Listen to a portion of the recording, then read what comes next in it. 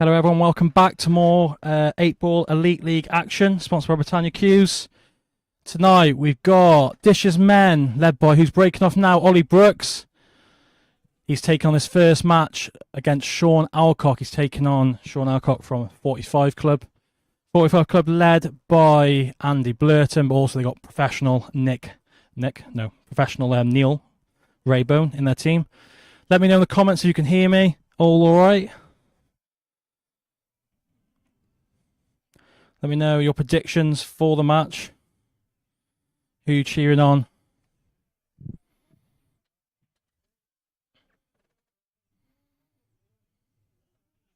So, good break for Ollie. Skill shot, open shot, very confident shot. A great chance here to take on the clearance and hopefully take the lead for his team.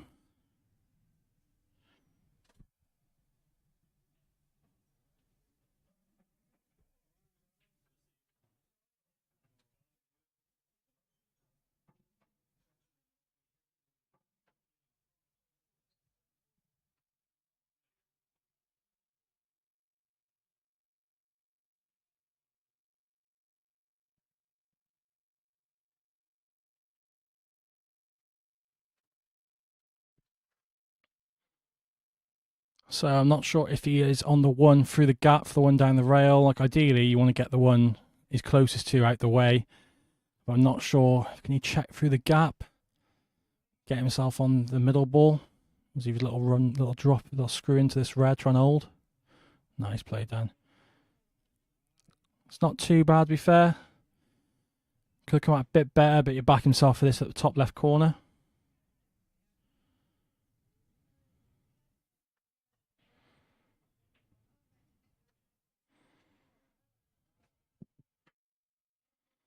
Yeah, it's in the centre of the bag and one positional shot away from the opening frame.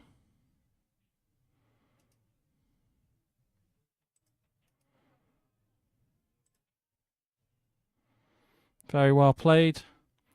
And a break dish to start the match off.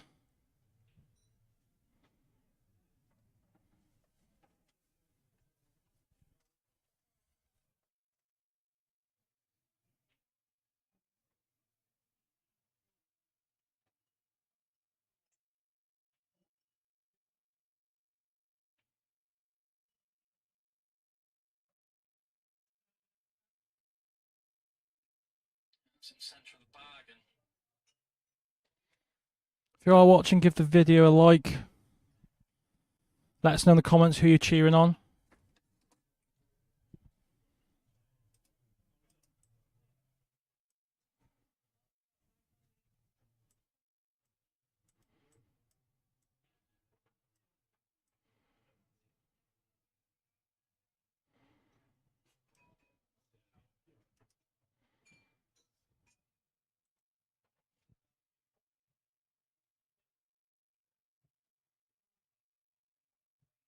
So Sean Alcott breaking. I hope he can follow up from what Ollie managed in the opening frame.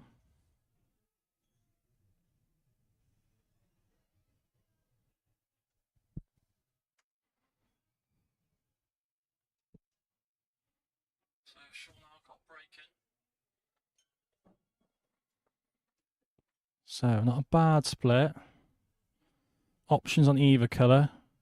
Don't know whether he fancies the yellow to the bottom left. That'll screw into the. Well, saying that it doesn't even need to. It goes to the middle. So he wouldn't need to screw into it. If it doesn't go, but I think it does, he can little screw into it now. But I think he would just play for the one down the bottom rail now.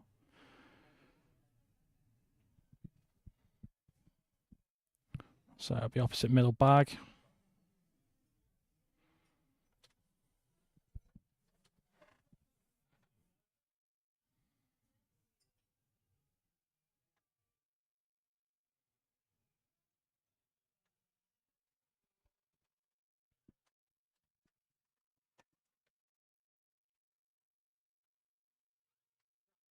Actually got a clear nozzle. Check the nozzle, make sure it's clear. You're right.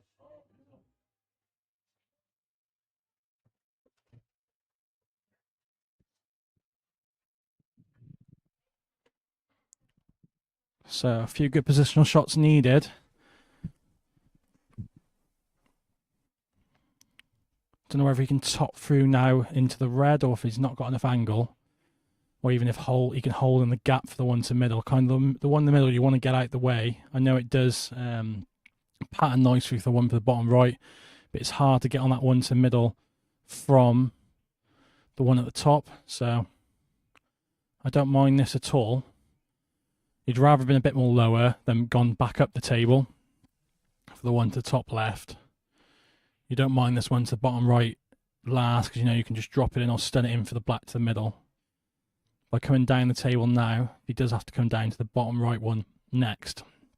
He's then got to play a shot from the top downwards, basically, for the black, because the black only looks like it only goes in the middle two pockets in the top right.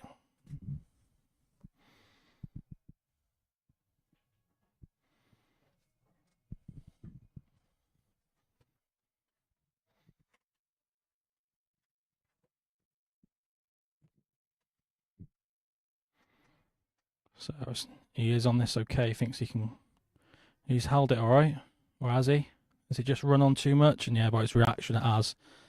And that was the problem. I thought he left a bit too much angle where he'd have to get into it a bit, and he then having to cue it quite well to kind of hold that line.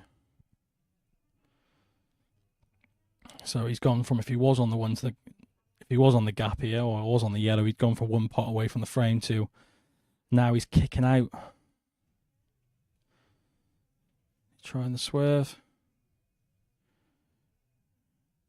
It's just gripped quite early. That's ball in hand.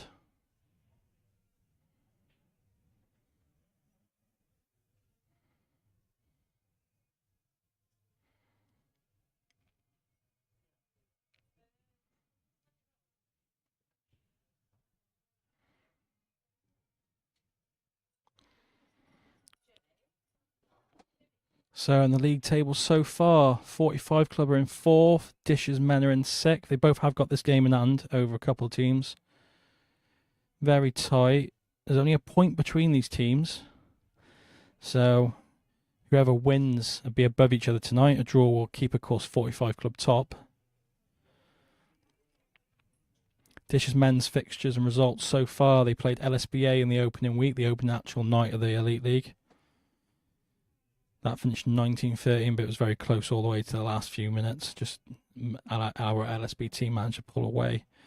Second game week, they beat the ladies 14-11. And in the last game week, they lost out 20-17 the Dishes Men, and they did have a few chances there to get over the line at the end. 45 Club of their hand. They drew opening week against Lambourne. Second game week, they won 20-11 against LSPB. And the third game week, they lost 20-13 to Players. If they win their game and they'll go top on points difference. Currently, our team LSBA are top. 4 wins from 4. So Ollie's worked through these well with ball in hand. And he's just one pot away from the frame and take a 2-frame lead.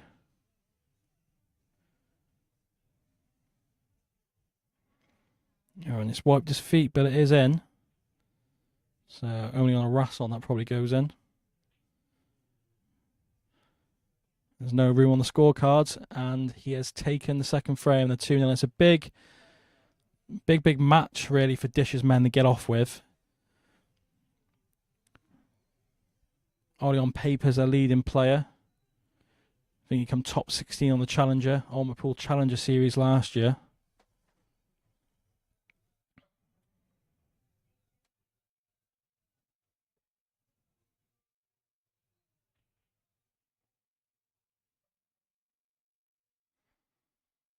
So like I said, on paper he's a leading player. He's probably playing, probably safe for 45 Club. Andy Blurt and Neil Rayburn, they're 2 leading players. So it's a big matchup for them to get off to a good start.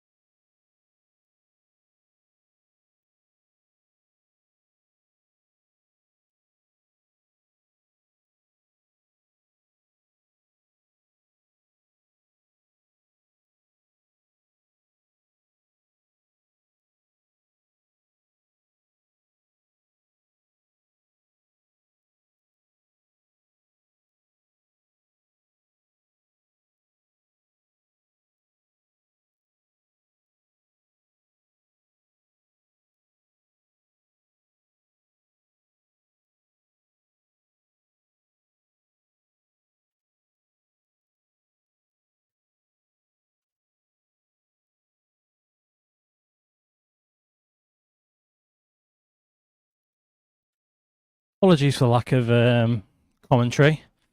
So yesterday we had a brand new bar. Well, I say brand new bar, brand new big T-bar round thing put in the bar. When he's installed it downstairs, he's isolated all the rest of the bars and not turned them back on. So we've gone to serve someone at the function room upstairs, and we had no beer. So I've just worked out how to do it. First time I've ever had to do it, so at least we know now. But that wasn't ideal for a minute. I had a right panic on. 100 people upstairs waiting for a beer. But we are here. You should be able to hear me now.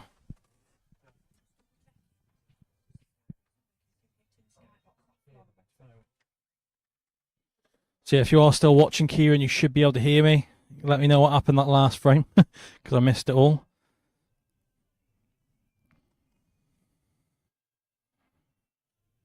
So Ollie at the table, and it is a big frame when you get down to these final minutes.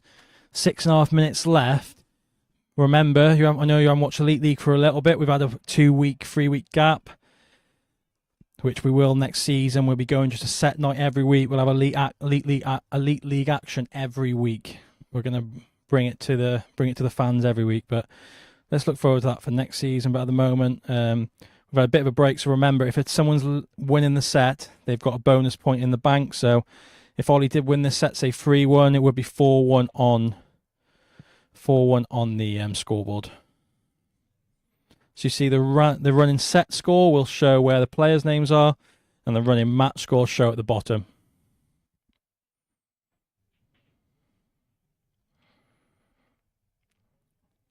So he's left himself a bit in between everything here.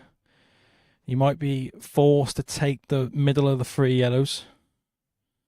So yeah, just let me know in the comments if you can hear me.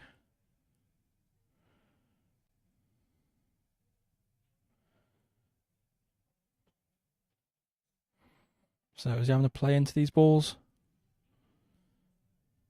He's found the gap as he comes and has a look. The only thing I would say with this red in between the 2 yellows, Sean's going to have to play a shot, and there's no natural connector.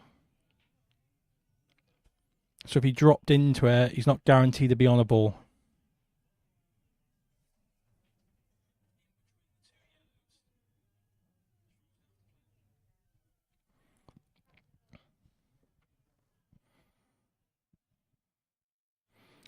Thank you, Leanne, for confirming that.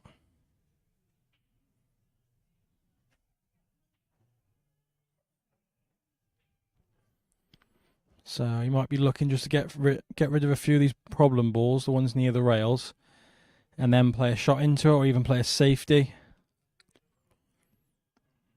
It's a big frame. If he loses it, then he's probably going to lose the bonus point for the set bonus. If he can win it, he'll even have a chance with a minute or 2 minutes left to win the set, as he has to run down and play the shot quickly.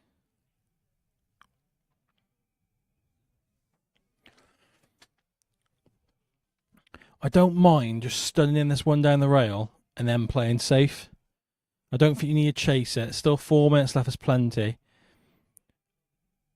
Yeah, I'd rather get the one out the way down the bottom rail first before playing this, because he's left him the yellow. No shot on, but he can just like kind of clip off and come bottom rail back into the pack, not leave much. And he's played a clever shot, to be fair. He's knocked the red over towards the right hand rail, towards that red. And they do plant, but it's not easy.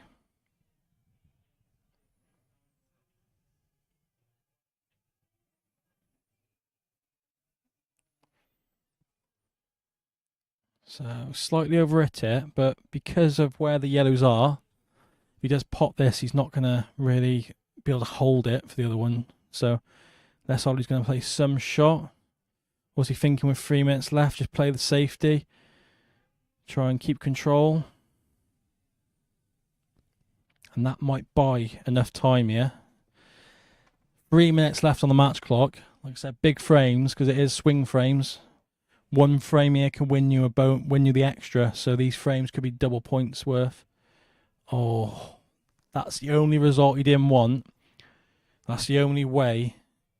He probably loses the frame straight away. And there is enough room here. He's going to have to dig down a bit. Doesn't like it. He's run out of time. Looks like he's screwing into it. He's knotting off. I think he's just about got a shot here, whether it's to the corner or the middle. Probably how these middle pockets play. You don't mind this to the middle.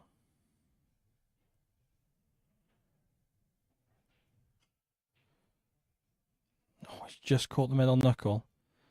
It's not the worst leave, though. He's not left it bang easy. Not sure if this one goes to the middle or not. Let's have a look from the overhead.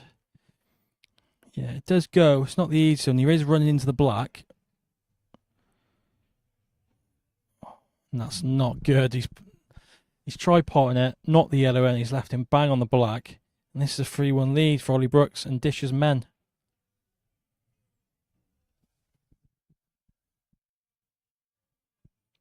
If you are watching...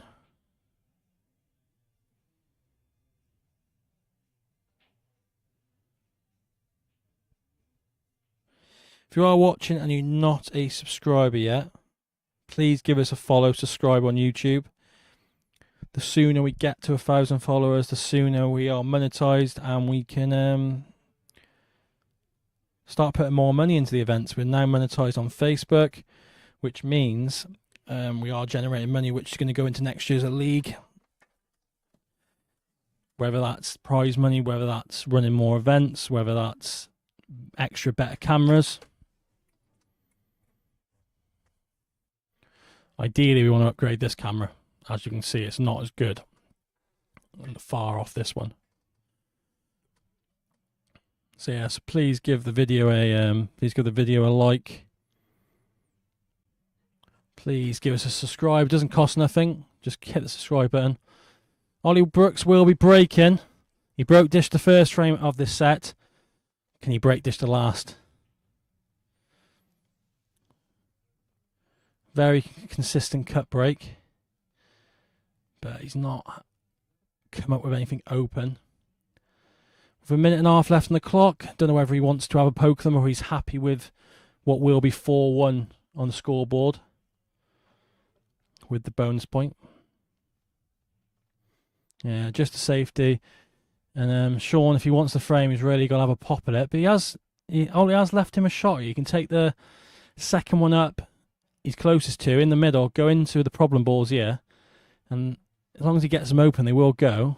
But he's not leaving enough time here. Not sure if he's aware how long's left on the match clock, but he's not going quick enough, and he's still got a shot here to pot this and come off the bottom rail into it. And I think he's well, I wouldn't say happy with the loss, but I guess he doesn't want to lose another frame and by chasing. So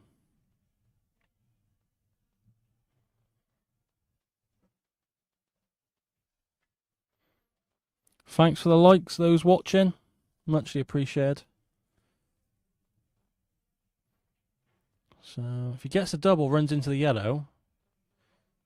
Not that type of yellow. He ideally wanted to be a bit more higher end of it, so he was on that ball, but doesn't want to knock the black in. I've seen that happen before. That is the handshake, and that is the opening set done. Ollie Brooks with a 3-1 victory over Sean Alcock. With the bonus point, that'll be 4-1. We will join you after the break for set 2.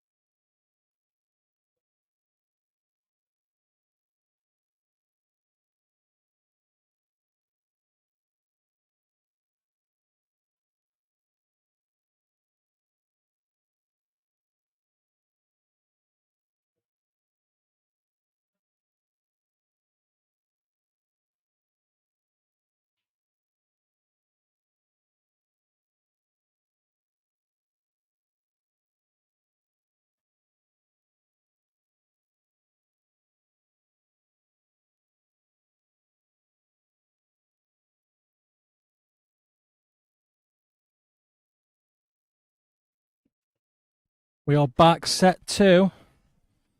45 Club have won the lag. Neil Raybone's won the lag, and he will break this opening frame. Ultimate Pool Professional, major winner, former IPA #1. That's not the start he wanted. And the Blacks head in. Is it Golden Duck? It's just, and that was so close to our first Golden Duck in the 8-Ball Elite League. But a good chance for Alfie, ball in hand here.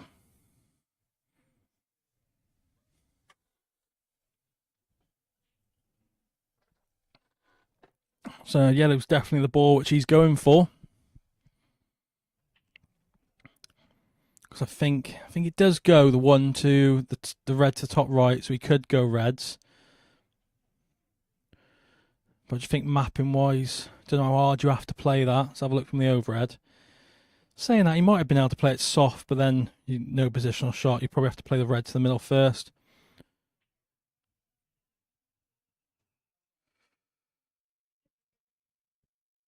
So it'll be the plant to the middle. Not ideal, knocking the one onto the rail.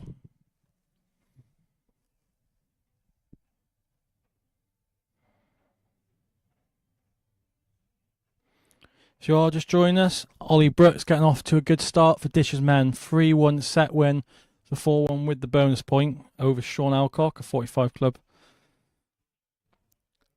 And then now we got 45 Club's leading professional, Neil Raybone. Be looking to try and get their team back in this match. It's a big set for both teams, because if Alfie can restrict Neil to points here, even get a win, sets him up really well for the match.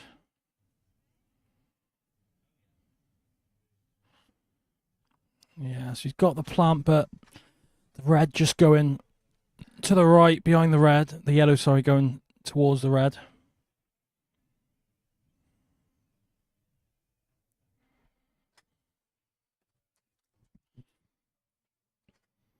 So if you're wondering what the dots are on the tables, that's from the Triple P event, which we're hosting here every Wednesday night. Of course, you've got the natural black spot, blue spot, little dots on the break line. And we use the black spot, so we don't need an extra line that for the pink. If you've not been watching that, opening 2 weeks. Opening week, we had the world champion Giuseppe D'Imperio coming through against local favourite Zach Cooper.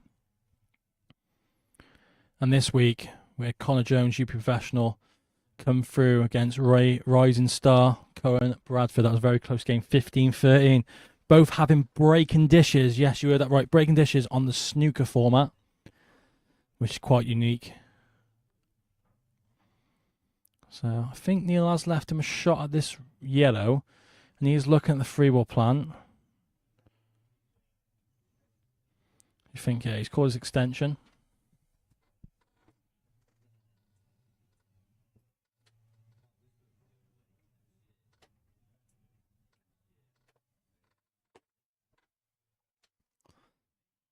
Just wants to watch the white ball, yeah? And he's just caught it.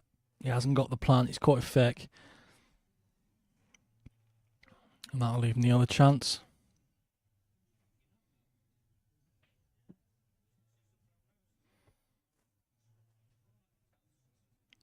So they don't map too badly, these. If you can get the one out the way, the bottom right, that's over near that bag, that frees the one up nearest the yellow in the middle of the table to that bottom right if he did want to play that way, because he would have the natural of potting the one down the rail and dropping on that one to the corner.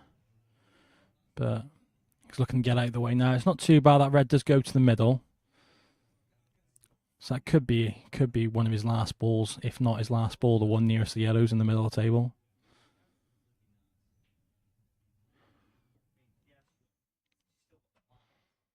So just in between, and you see the little flinch he did with his face. He knows he's just in between, but this one does go. He should be okay. Looking to drop on the one for the middle. And that's nice, because he can just run this in. Leave him nicely to one in the bottom right. Oh, he's played it long. It's not too bad. No, it's not gone. Thought that went quite easy enough to the. Thought that went quite easy enough to the middle where he could drop it in and kind of leave him on the one to the bottom right, but he must have thought not. And it's not easy, the red covering the black, but it's still a chance for Alfie.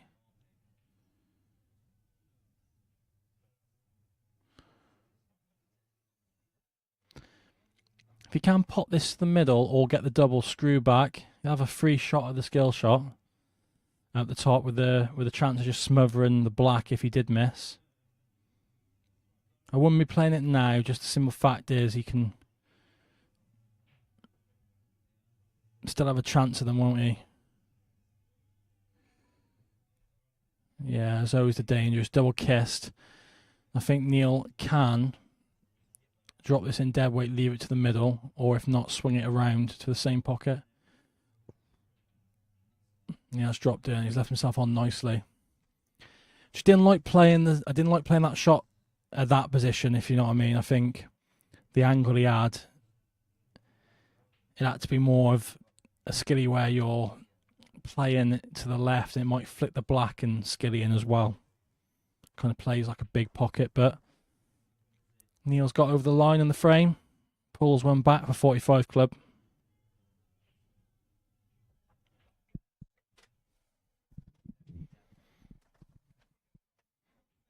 So we've got a few games back to back. Let me pull it up in the Elite League. Over the next week or so, next couple of weeks. Game week 4 is really getting exciting. So tonight, of course, we've got 45 Club versus Dishes Men. On the 19th, which is a week today, we've got Players versus LSPB. And on the Thursday, I think the 25th, we got Plaza versus Lambourne. And that will complete game week 4, and that'll be everyone through 4 matches each. So, looking at the table, Dishes Ladies and LSPB still winless. So it'll be a big match when they do finally meet. Only a draw would probably avoid one of them being whitewashed in the league, maybe. If Dishes Men win tonight, then it puts a bit of a gap for that playoff race and puts a bit of pressure on the bottom 2. So good cut break, ball in the top left, 2 balls in the top left. And a chance, not sure if he can see one of these ones to the bottom right. If he can, he will be going reds. If he can't, he will have to go yellows.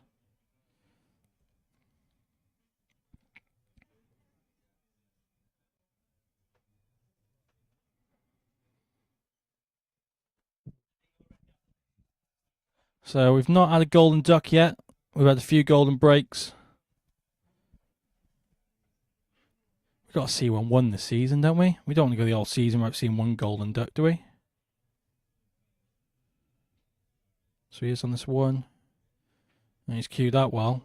If anything, he's queued it too well. Because he wanted to be on that middle one that kind of opened the frame up. He's going to have to play the one to the bottom right. And not sure if he can screw into it. Bottom right. Come off the side rail and up the table a bit.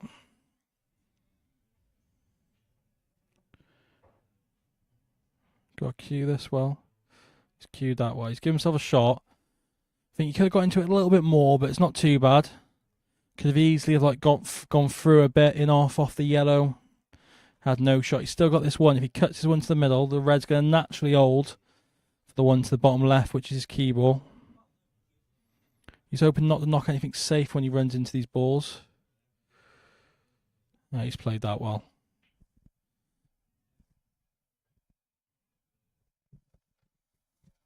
Bit fortunate, really, not to be on one of these a bit straighter. He's got angles on all of them. I think I would be tempted just to play the one on the blue spot. Literally just above the blue spot. Come off bottom rail, side rail. I don't mind this. I think both of these go top left. If you can just screw this onto the side rail. He's just caught it thick and has stayed up.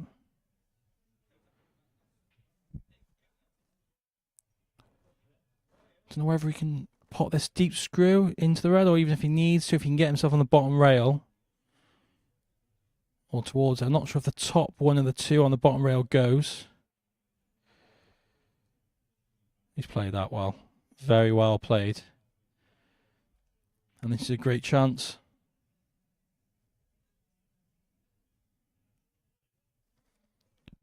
So whether he's going to try and play in the gap of the two reds to leave the one to top left, or he wants to leave himself the angle, ideally to top through.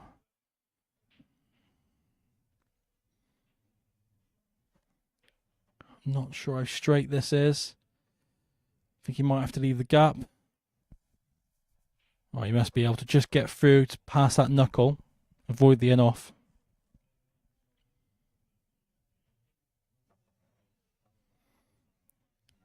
He's just about okay. I think he'll be leaving the black to the right middle. Little stun screw back towards the brown spot.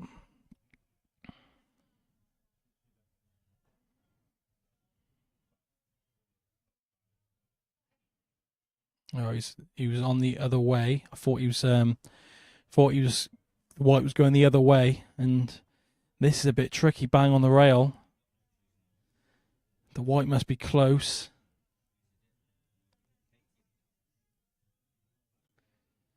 If he plays this hard, it will swing a bit. I think you'll see him play this hard just to throw it. He's played it soft. He's missed the in-off, and it's in. Very well played. Wasn't as thin as I thought. And provisionally, everyone loves that word because I say it a lot. The match is tied. Of course, if it stays like this, with Neil winning with the bonus point.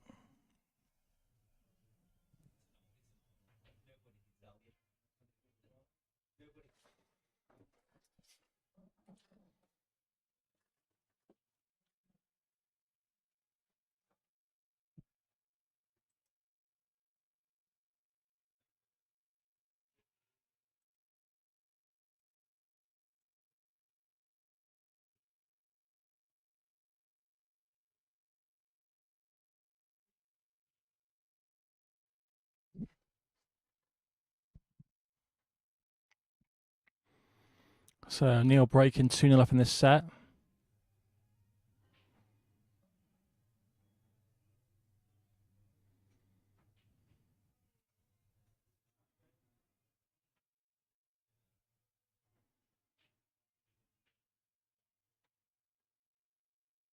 Is this red going? No. There's dry. We'll bring Alfie to the table.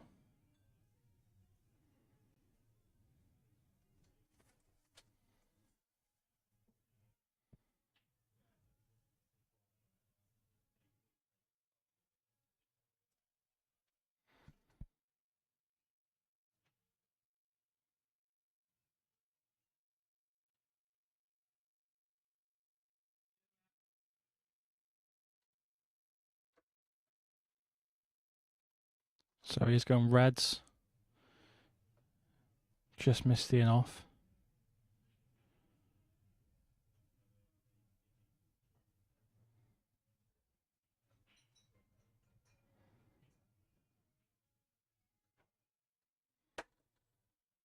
So I think the top of these two reds does go.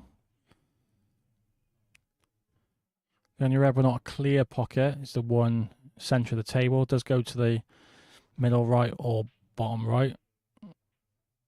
But it's getting onto it.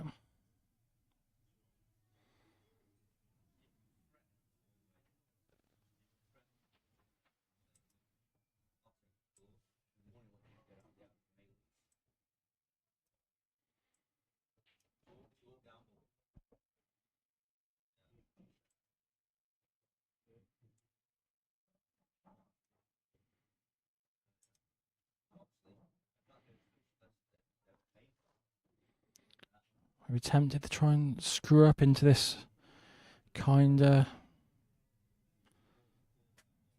middle yellow of like the 4? Leave that one to the middle pocket.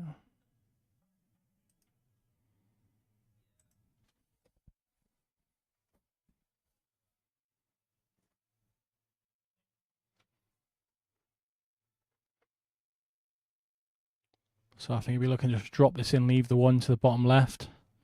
He's going to be backing himself to play a shot.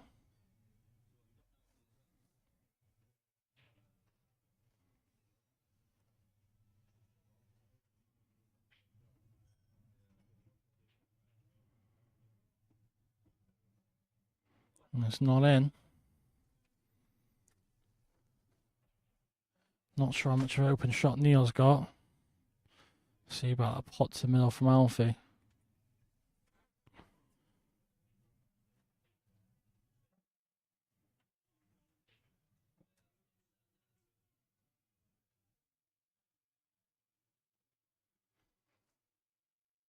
Nice open shot.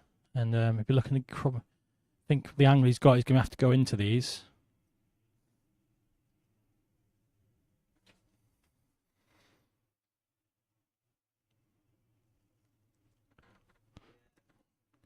Not sure if he's on this one nearest the blue spot or not. He went for more the controlled approach, which is probably the best idea. He didn't want to knock any towards his bottom right, but yeah, it looks like he is just about on it, so he's okay. I'm not sure what he's on now. Is he on the one to the through the gap? If he is, quite fortunate. Oh, he's a little flinch with the face pulled.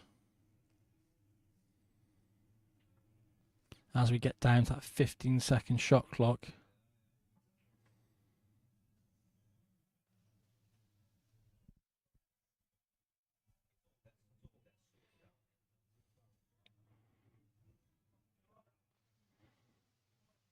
I think he tried screwing into one of these balls, I think. He tried flicking that top of the three yellows, the middle one. And he would have left either the ball he was hitting or the one to the bottom left.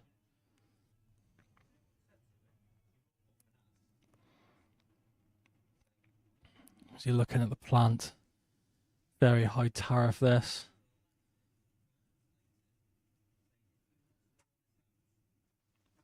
It's not a bad result. It's kept him in the frame for the moment.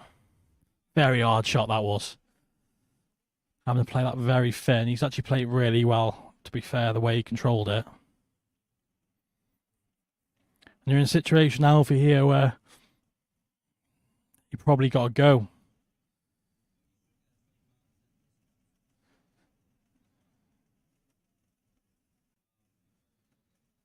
He's not.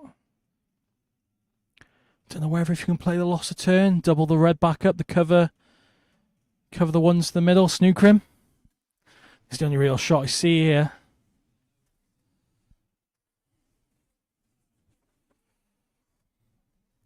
He's run out of time and he fluked the red. The white was in. That's time running. Just to put 45 club provisionally in the lead. He's been this match alpha. He's played some really good stuff. He's just not been able to get over the line in these frames. They all come with experience. Very good junior. Only just turning 18, I believe. It's black for a 3-0 set lead. He's in.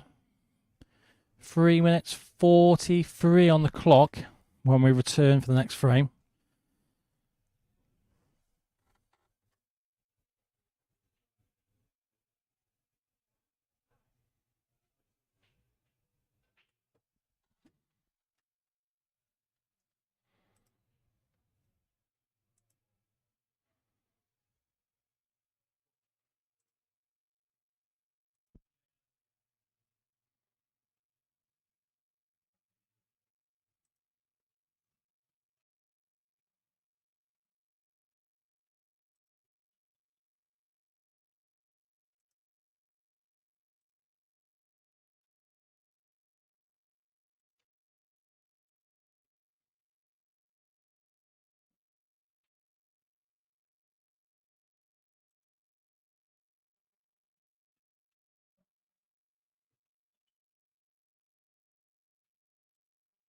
So Alfie breaking. 3-0 behind.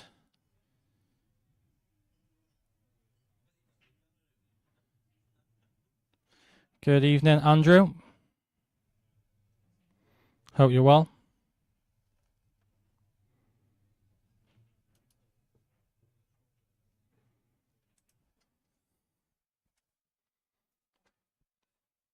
So, chance for Alfie, and like I said, every frame counts. I know you're 3-0 set, but it's not as if like you're going to just lose a point for losing the set. Every frame does count on the overall score, as you can see on the bottom. So we can really contribute for the team here, even from behind.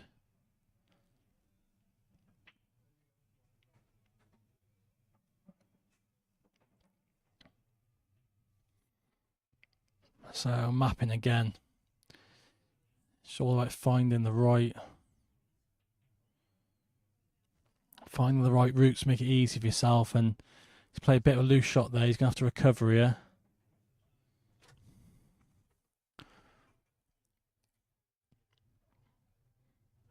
So he's going to have to swing this around, miss the yellows. There is two free gaps.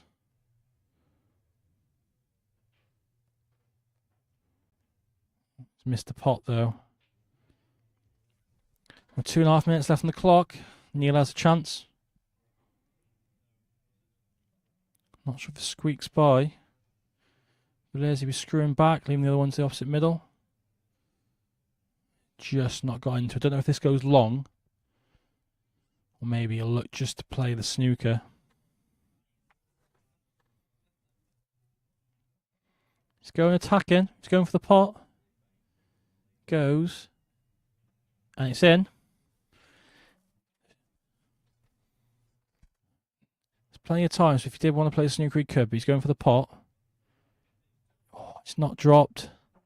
So there was time there, I think. Like the shot was on, you expect him to get it, but if he rolls the snooker in, he would have got a really tight snooker there. You think next frame with ball in, next shot with ball in hand.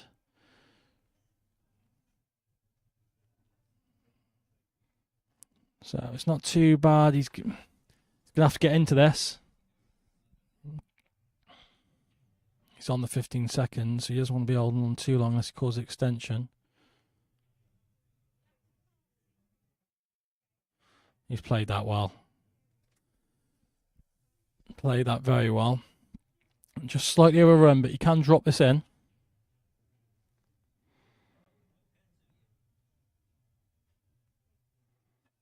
He's played that very well.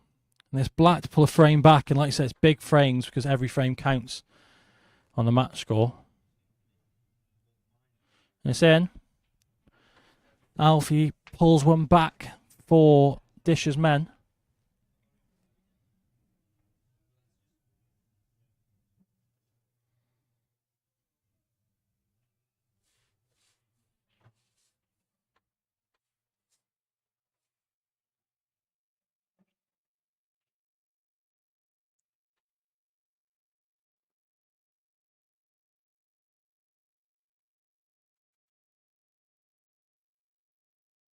So we'll be Alfie breaking as well. 43 seconds left.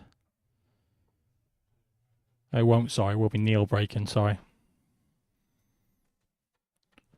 So, don't know if we'll see the cut break from Neil.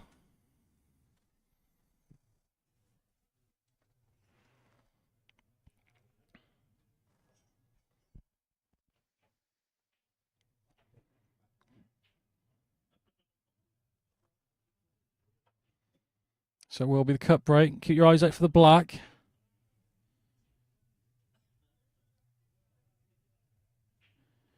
It is moving, but not near. But how these are split, he will have a chance for the finish if he does move quick. They are there. He's got to wait for the ball to stop. If he can play a few stop shots, he's definitely got enough time here. He's got to be quick.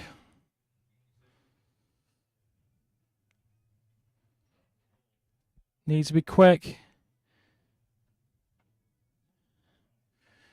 He has got time here. If he can stun this in, he will have a shot on the black. Why is he rolling it? He might just have enough time here. On the buzzer, and he's got it. And just the nick of the time, that'll run the clock down as well. Neil Rayburn's got another frame on the board to go 4-1. I believe that was a 43-second break and clearance. Very well done from Neil. That will make it 6-5 when we return after the break, where we'll see the battle of the Blurtons. Ant Blurt and Andy Blurton will battle out.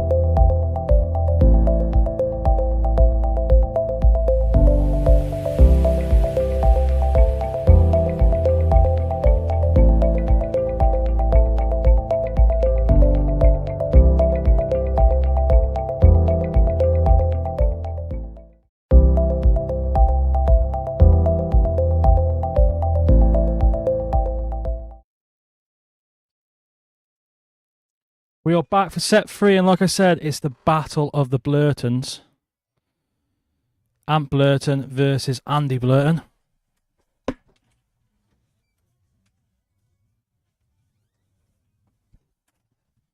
And it's Andy that's won the lag for 45 Club, and you will break. And they are 6-5 up thanks to that 43-second break and clearance by Neil Raybone.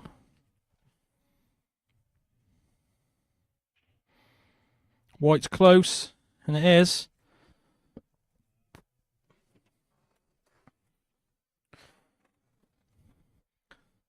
So, two of the most steadiest players in the area. Both with some great performances in the Elite League so far.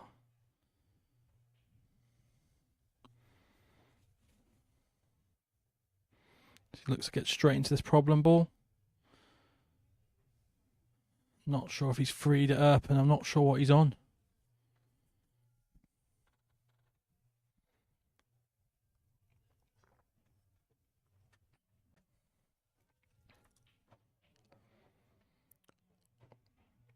So it's quite funny because a lot of these actually play together from the 45 Club for other leagues. So Ant and Ollie and Alfie all play for the 45 Club on a Thursday night, I think Wednesday and Thursday night in those leagues. But come the Elite League, where you have to split up so many players and this and that, they do play a lot out of dishes in various tournaments, leagues and stuff. The Brooks.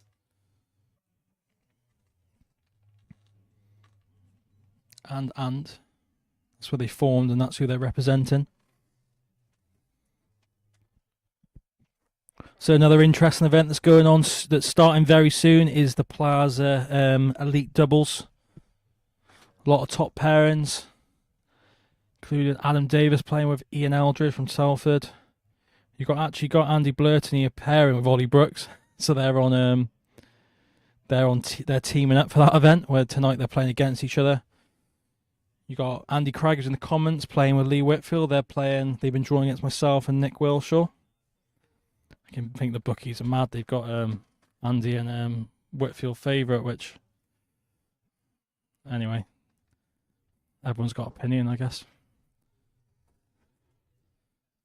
Just quite unlucky there from Ant. Just knocking that yellow, so it's covering the red. Yeah, so that's kicking off very soon. That's over on the Plaza stream page. That format for that is best of 3 sets, first to 5, 30-second shot clock, just like this.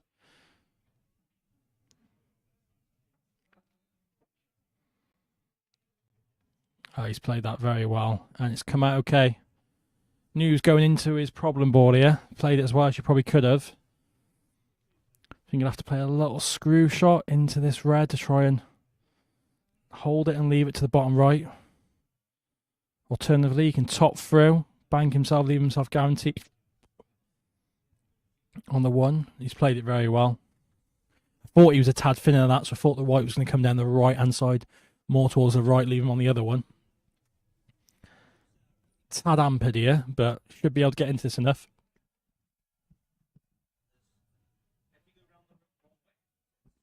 He's played that well. And the chance, the opening frame of the set.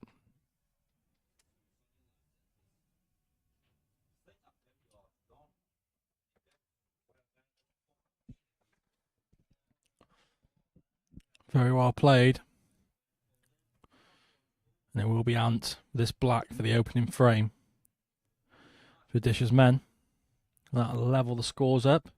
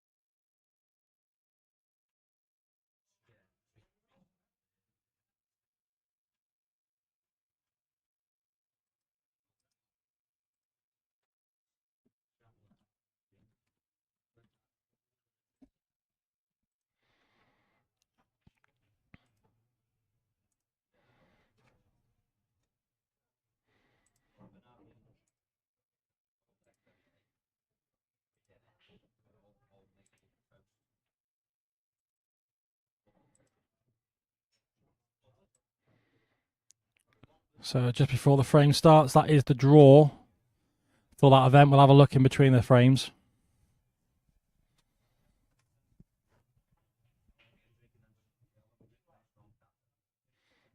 So, dry break for Ant. Brings Andy to the table. If you are watching, we're now up to 17 watchers on YouTube. If you are watching and you're not already subscribed to the Elite League channel, please give a subscribe. It all helps. Give the video a like. We're on 8 likes now, so thanks to that person who's just clicked it.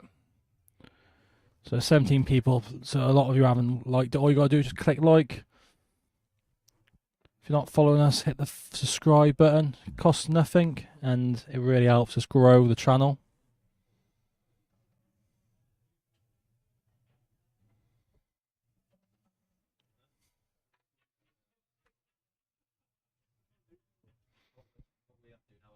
So I'm not sure if he'll be topping into these balls or he's just going to play onto one. He's topped into it. He's played that really well.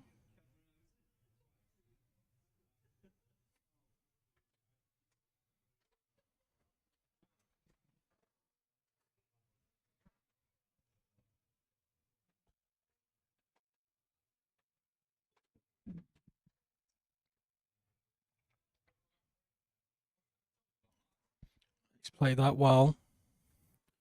Very controlled, very well controlled.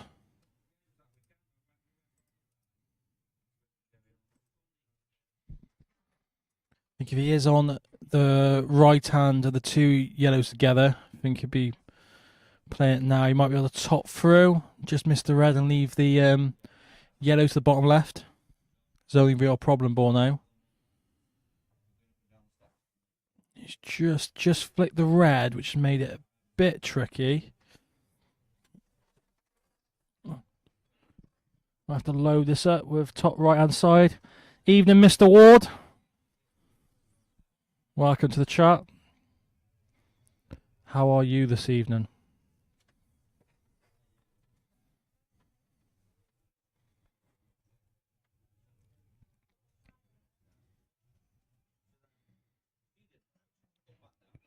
So if this one goes the middle, he's okay. I didn't think this went originally, but it must do, the way he's looking at it.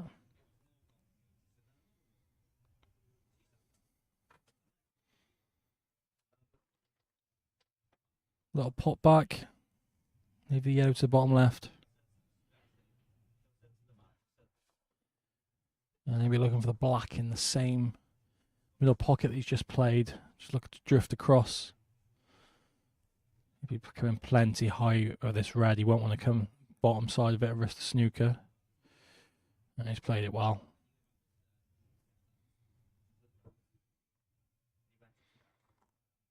And this is the 45 club back in the lead.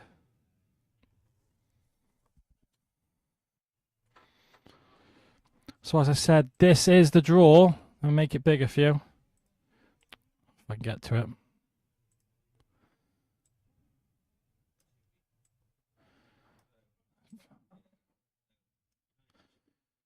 Very interesting event. Some very interesting pairings. I think the first match is that one that's at the top. Sean Eaton Lees and Danny Eaton Lees will take on local favourites. Brian Bowler and Rob Adams doing very well in a lot of events.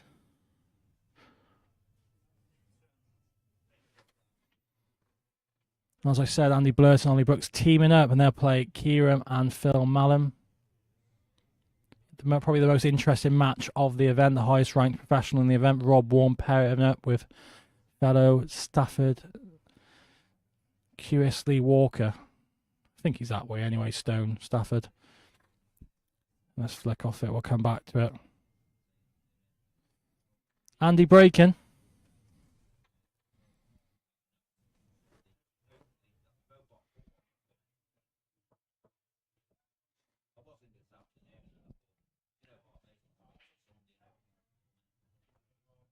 And the white's in. Second break in a row, this time the top left. I'm not sure. I think this yellow does go past the red to the top left. Maybe it is reds actually, looking at it. Having a closer look.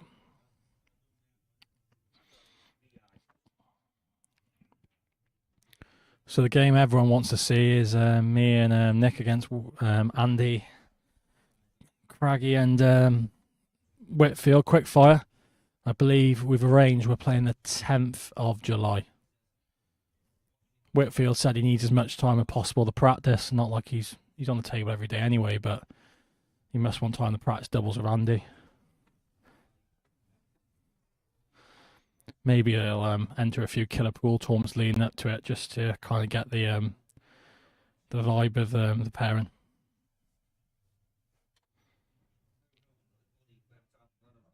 So they're all there, but he's just in between everything. Should be easy enough. He'll pop this and regroup.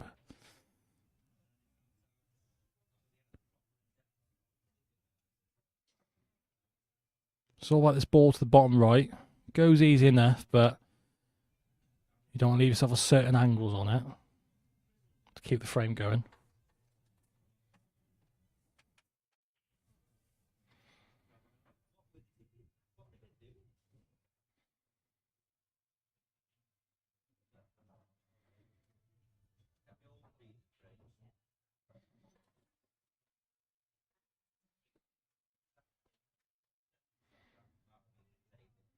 So yeah, he's left himself a bit hampered here. I'd be tempted to play the one to the left middle, come down, get this one out the way to the bottom right. Naturally, it's bringing it up for that. You play this with running side because you're going to want to come left-hand side with left-hand side of the pot. You don't want to be too far to the right and have to be playing a crossing towards those yellow balls. That's what he's played. And it's just enough to screw out. If you are watching, who are you picking for the King of the Old Doubles from Plaza? In between the frame, I'll pull the matches back up. There's a lot of interesting pairings, but quite unique format. Very short races, first to fives on a 30-second shot clock. Sure, we'll see some upsets. He's just okay there. He's kissed the yellow nicely on this to the bottom right. A bit more distant than he would have hoped, but I'm sure he'll cue this away to retake the lead in this set and retake the lead for his team in the match.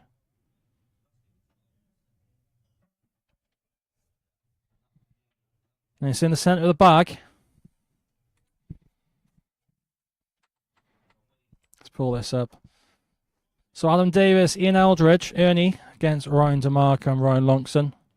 Steve Wall and Josh Fomond. Never going to pronounce his name right. They'll take on Liam White and Danny Rathbone. Like I said, myself and Nick against Cragg and Whitfield. Callum Kendall, Jake Cooper. They'll take on who's playing this match. Neil Rayburn, who's teaming up with Jared Griffiths. And Hitam Patel and Jazz Bandel against Zach Cooper and Daz Lightfoot. Let me know in the comments who you're picking. It's a random draw every round, so that's not the fixed draw. Let me know who you fancy for that. A lot of good pairings. Like I said, best of 3 sets, first to fives. All streamed over on the Plaza stream. So, behind to break. 2 in the lead.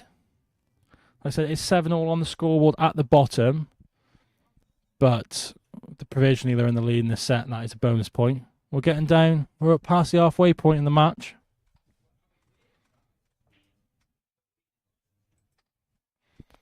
Big break.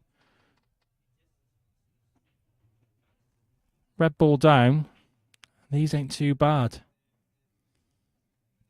If this yellow does go, yellows are all there for the taking. Bit more work to do on reds. A few of them only go certain bags. So if this does go, this yellow, we will be going yellows.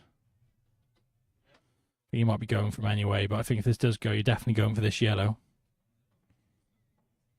Maybe not. He's called his extension.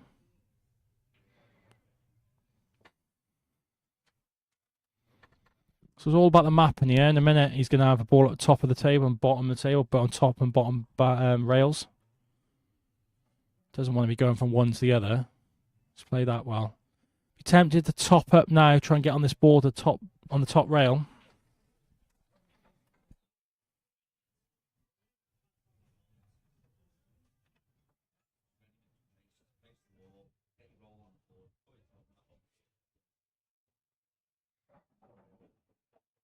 Doesn't want to go behind this red.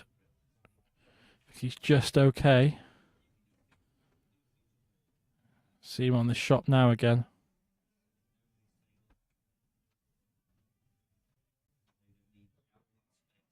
I think he's just about on it. Bit straight though, if he is, he's going to have to get himself out. Just catching the red. He's left the pot though. It's a great chance. One good pot away, going back in position. Take a 3-1 lead. Going down with under 8 minutes on the match clock.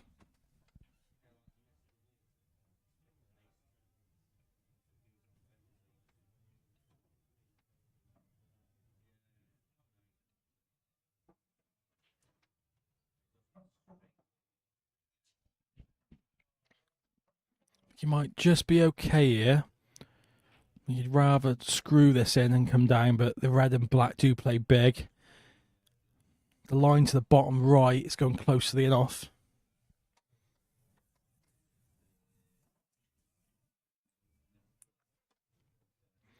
He's screwing it. This new white does throw through a bit. He's played it well.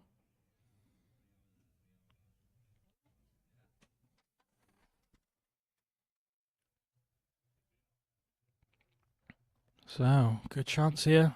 And it's in, he's on the black. And this to take the lead. Well, not to take the lead, to extend the lead to 3-1. But on the scorecard at the bottom, it takes the lead. Of course, we have got the bonus points in play. For those who don't know the Elite League, we play 6 sets, 4 singles, 2 doubles. Each player plays 2 matches, 1 singles and a doubles.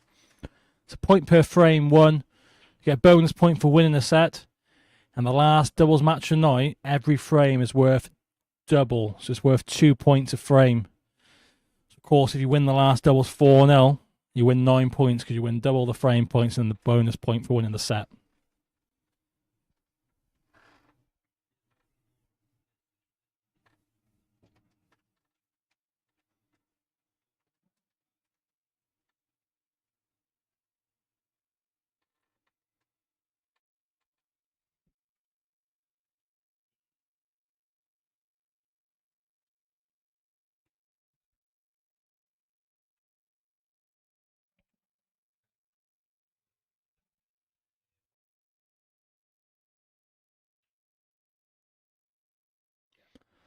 So Andy breaking, under 7 minutes on the clock. Cut breaking. I thought for a minute there the white was going to track into the middle pocket. I think he's going for all the in-offs, but it hasn't. And a great chance here. Muchly needed with, like I said, under 7 minutes on the match clock. 3-1 behind in this set. Provisionally, the score's 9-7 with a bonus point. 4 dishes.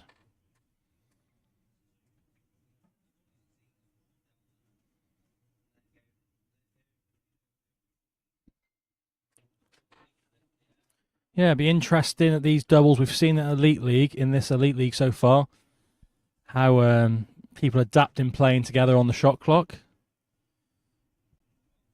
Been a lot of interesting matches, and we'll see even more in the Plaza King of the L doubles.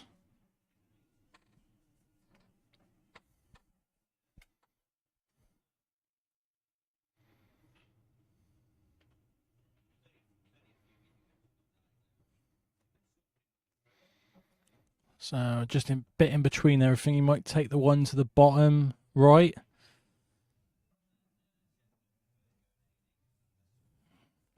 As you look and then route it this way. Middle left, middle right, leave one long. Drops through that yellow. It does go to the bottom left, but you might be tempted just to kind of just stun this one in, leave him to the one to the middle left. The yellow to the nearest black does go easy to the top right. You can go plenty of ways here. Either way, you'll be out, I think.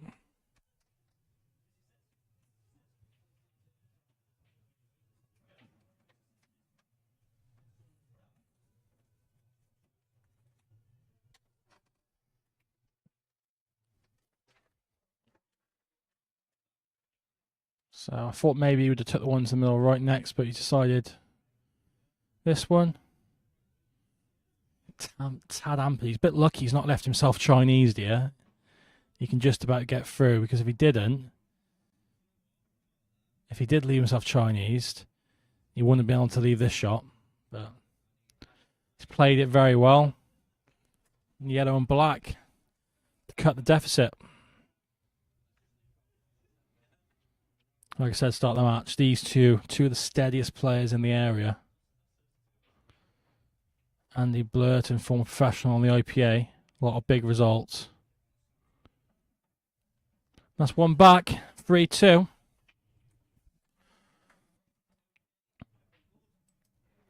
I was looking at a lot of big pairings in that event. 1,600 to the winning team. Redrawn every match. Redrawn every round. The draw. It's not a fixed draw.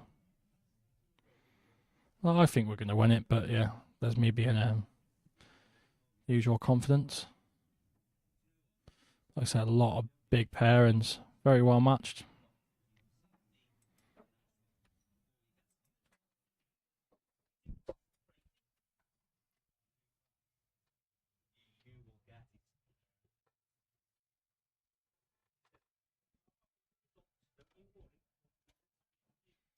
So Ant to break, 3-2 in the lead.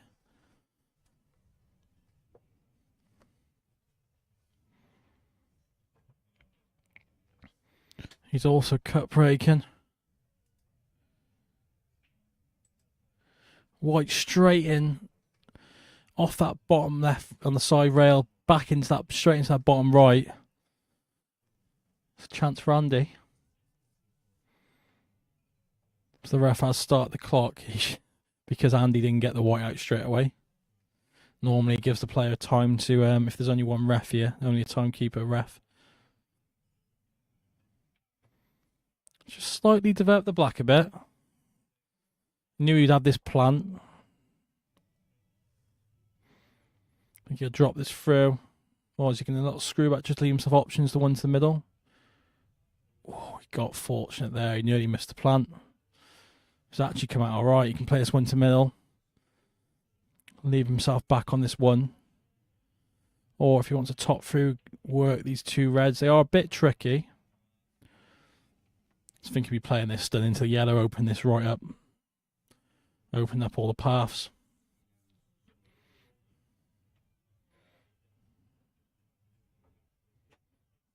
So just to top into it. Play it that way. He's just in between everything here though. So if you are watching, give us a like, give the video a like, give the page a subscribe, help us get to our goals sooner. Saw Mr. Beast got to 500 million followers today, subscribers. Oh, and that's what I was saying, he left himself kind of in between everything. He's missed the pot. And this is a great chance for Ant with 2 minutes 20 on the match clock. We're all down to 15 seconds though.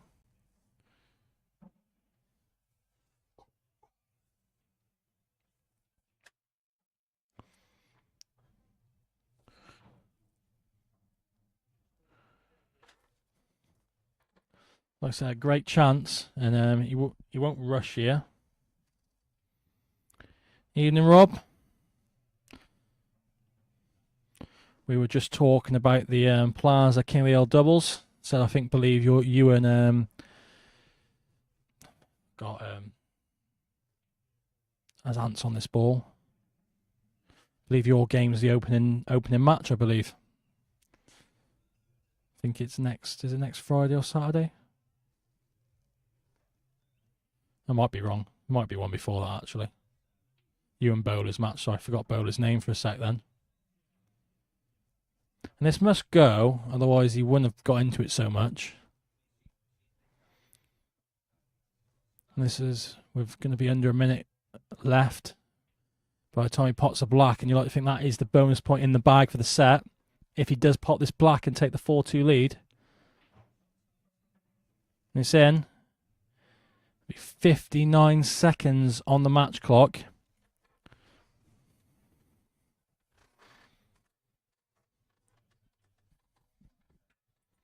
Let's pull that up one more time. It's like Rob's just joined the chat. Rob Adams and Ryan Bowler, they're taking on Sean Eatonlees and Daniel Eatonlees. I've not seen Sean play a lot. We all know how good Dan is, former, I think, champs winner, national winner. He's part of the England team that when they beat us in the World Final 11-10, and he was probably one of the better players he played himself into. Normally the 8th player that week doesn't get a sniff come the knockouts, but he played that well that week. He played himself into the starting lineup. I believe it was Aaron Davis who actually missed out. So that showed how well he played that week, that Aaron was on the bench for that World Final. But yeah, I've not seen Sean play a lot. Okay, so there is a couple games before, and they play on the 26th, so there's me not looking at the information right.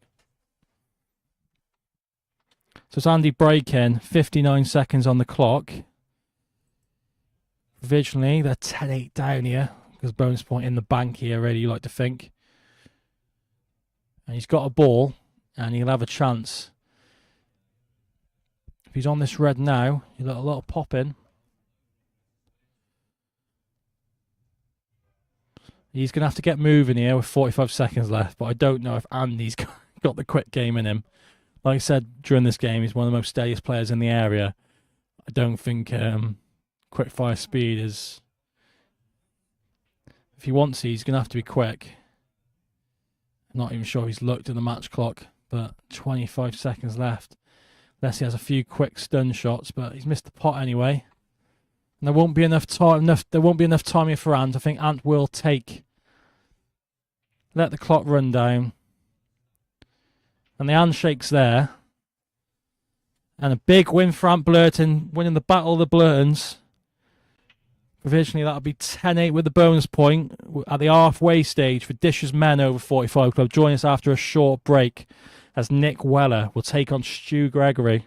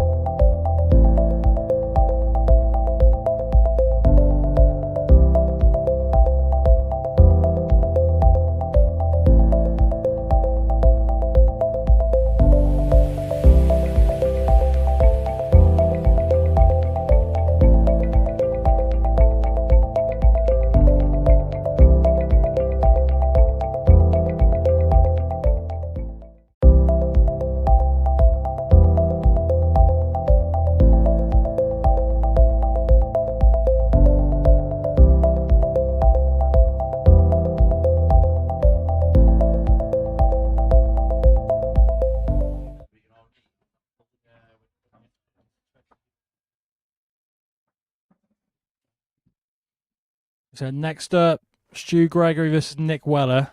10-8 currently at the halfway stage. 3 sets gone to Dishes Men. Let me pull the league table up.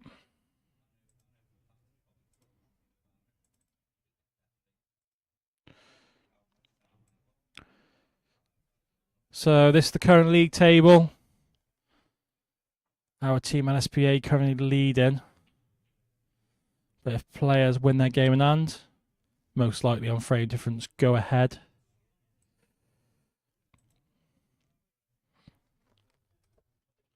So Nick Weller has won the lag and he will break.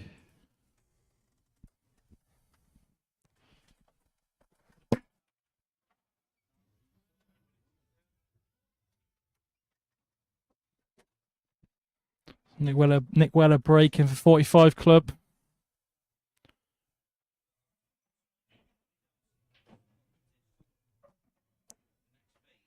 Just about dropping that red.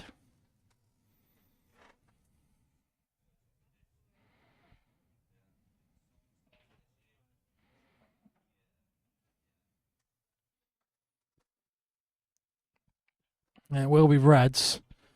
They've all got pockets, just a bit of work to do. You're going to have to clear the one to the top left before the other one goes. He's got himself straight on it. Very well played. Nick Weller stole, what's the word? Stoled for a 45 club. I believe he plays every night of the week for him, whether it's snooker or pool. 45 club winning the Wednesday Trent Trophies League, with a lot of these players playing in it.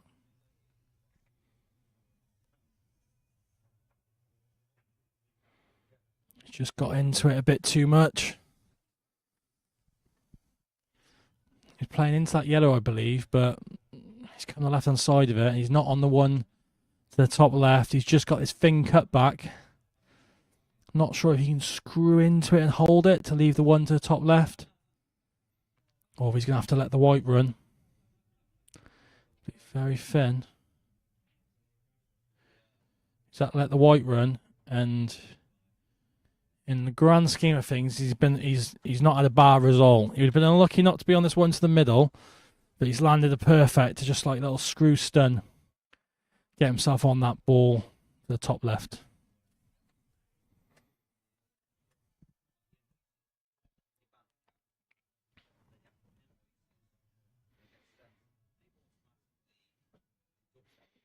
His Q action does me every time because it looks like he's going to go over that after the first poke or two. But he doesn't, it's delayed, and then a few more feathers before he does deliver through the ball. So at that point, you feel like he's going to play the shot. But he has a few more feathers. You're looking to screw off the yellow here. He's just okay. Just didn't get into that. He would like to get a bit more pop off that yellow. But it's thinner than he hoped, but he's got a shot. I'm surprised he's playing to the bottom right. I'd be playing to the bottom left, but... Where's the white ball? And it's just okay. And that's one back. 45 club. Nick Weller takes the lead in this set.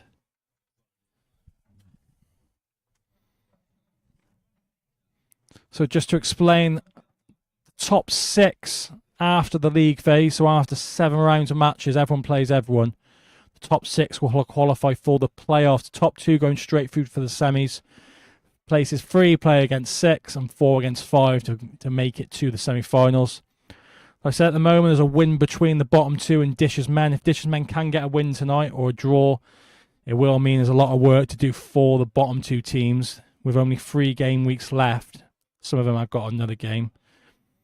Like LSPB, I've got another game, but with 3.5, 4, between 4 and 3 matches left, they're going to need a few wins and results go their way, so they don't want it to go too far behind, do they? And the battle for the top 2, like you'd like to think we're in a good position. There's some players, but there's plenty of games to go, swing games to go. Is Stu Gregory breaking first time I see him in the match? Big break, and black's close, but not in. That's dry as well. So 1 minute you look like the black might be tempting that middle pocket, but it's dry, and it brings Nick back to the table. On previous week's performances, I would have made Stu favourite going into this set, but Nick has had some good results as well. But great start for Nick with that breaking dish. I think played that very well, but dishes would have been open in this match. Get another win here, extend the lead. Went 10-8 into the 10-8 at the halfway stage, going into the set.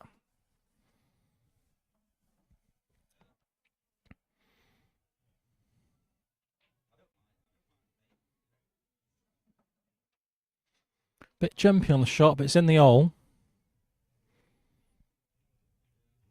And it'd just be rooting when he'll get this one out the way to the bottom left. I might be tempted to play down for it now.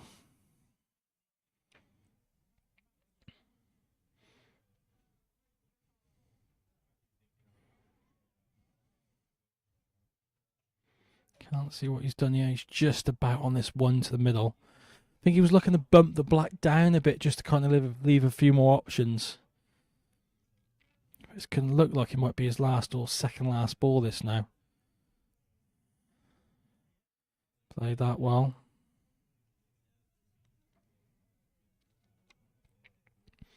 So it shouldn't be too bad, because if he can play the one to top, play the one to middle, leave himself straight enough to the one to the bottom left, he knows if he screws with anywhere near the middle pocket, he's going to have a shot to the black to the middle.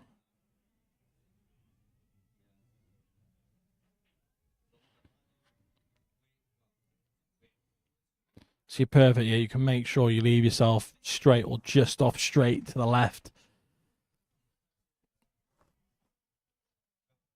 No real issues here. That's just about all right. You want to make sure he gets into this, though. If it's more of a stun, I think the black might still go to top right, so you'll have that, but also make sure he gets up the table and not stun into the rail and come close to the black. Oh, bad miss, you've got to be honest there.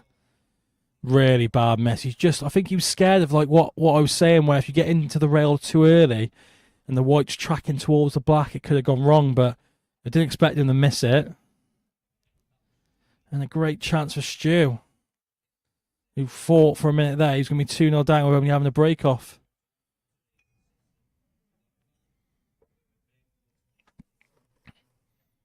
So, snooker played.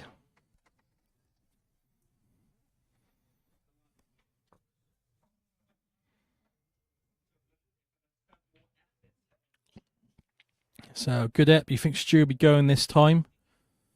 Red does go to the middle.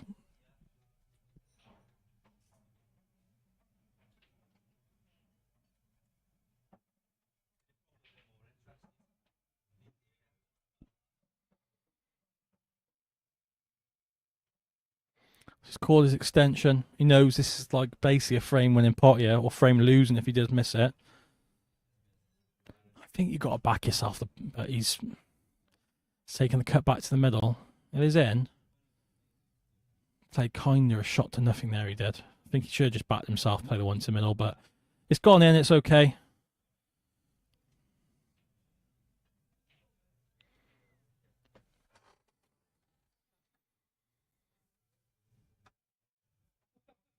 You might have to, if he's not on either of these two blocking each other, you might have to play the one to top right. Looks like this one does go, she's okay.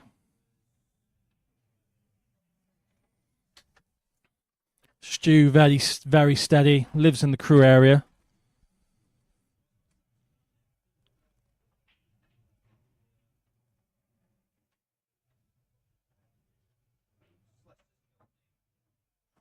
A lot of big results. Wins a lot of tournaments out of dishes, who he's representing tonight. So black plays big here, just want to get past it. And he has done. Probably a bit too much, really, but you fancy him just to pop this in.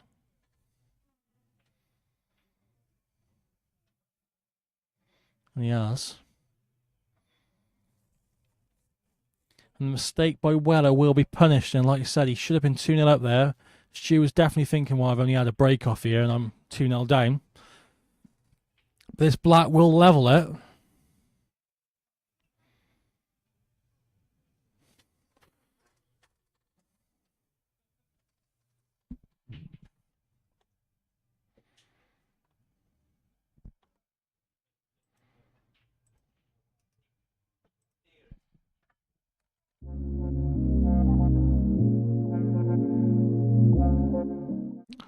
Apologies about that. I hit the space button, and that's the autumn. That's the key, the hotkey.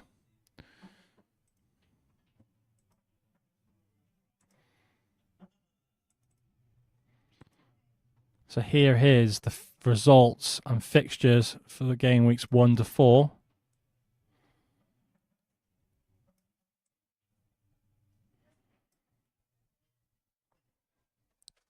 A lot of big results. As you can see, plenty of interesting games to go. In this game week, currently, like you said, we're seeing Dishes Men against 45 Club. Next Friday, Longton Snooker Club B versus Players. And then on the 25th, as you can see on the fixtures, Plaza versus Lambourne. Nick Weller breaker, and he broke Dishes opening frame. Be looking to do the same here. Where's the white? And it's in the middle. Bit more clusters this split though. You'd say one problem ball on reds, 2 on yellows. Those two kind of together. Don't know whether first shot you can play the yellow to the top right, come off the side rail just before the middle pocket, go into these, but he's opting for reds.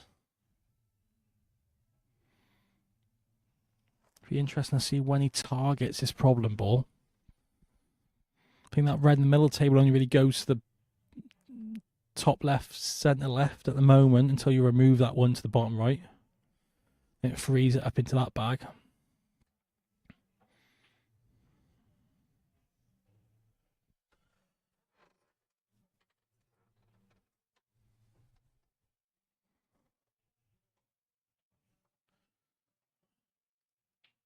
This is where he did play himself onto. I think is he looking to screw into the yellow?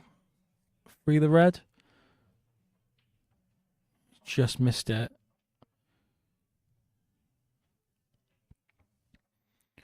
This is not what you want to be doing, chasing.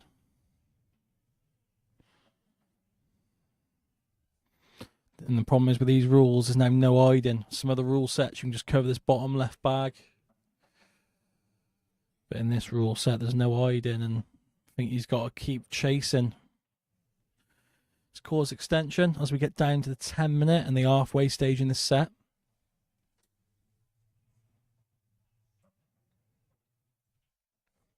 So he just got into it too much. He got the arc and just too much of an arc.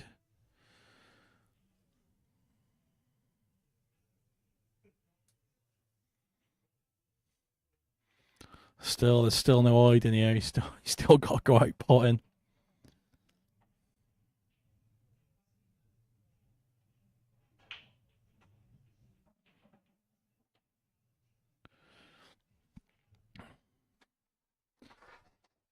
So it brings Nick Weller back to the table. If you are watching and you're not a subscriber, please give us a subscribe. We're up to 200 subscribers, which is amazing. I mean, we're only probably 3.5 months into the channel.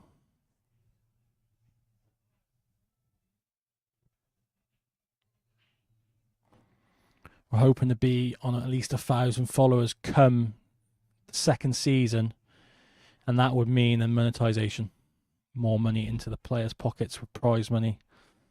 And we can do upgrades to, like, say, cameras, more refs, etc., etc.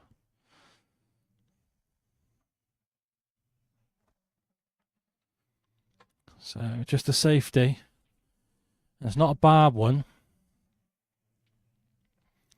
And Nick's got to be careful here because I know that ball is tied up, but you don't want to leave Stu a sniff at him because he is obliged to probably go for him rather than play a safety.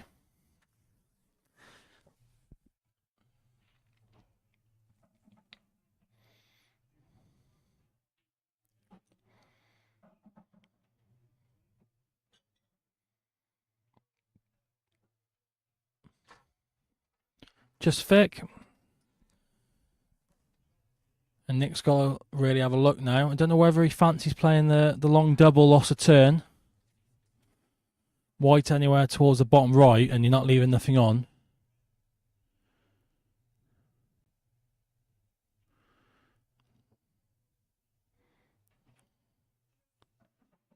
not sure if this red now goes to the bottom left. If he's on, like, say, the left-hand side, the blue spot where he's looking. If it does, this is a chance that he shouldn't have had. Big target there, they're not that red in with that double, and he's just come thin on it. So I'm not sure if he's on this one. No, he's covered the one to the middle pocket. So he can't make the red off the yellow. The gap is like the gap is like pointing towards the bottom rail. So he decided he didn't want to open the yellows up. So he decided just to kick at his free ball.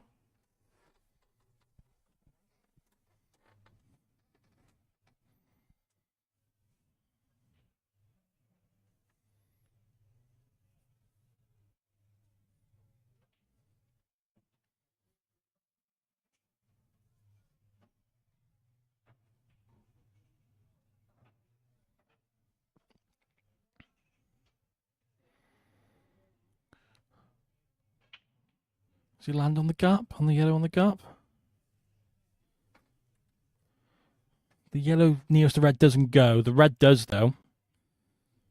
So it's not like you can just stun it in and leave a shot. So you can try and pot this to the bottom left and get into him. It's a big shot, 'cause if you miss it, you will be leaving the game. You just play the safety, very wise. Covering that bag as well, that red doesn't go anywhere now.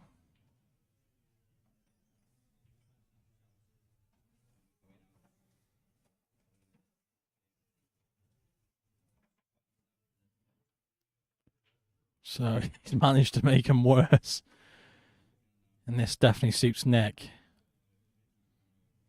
So as we get down to that 5-minute match clock, which goes to 15 seconds.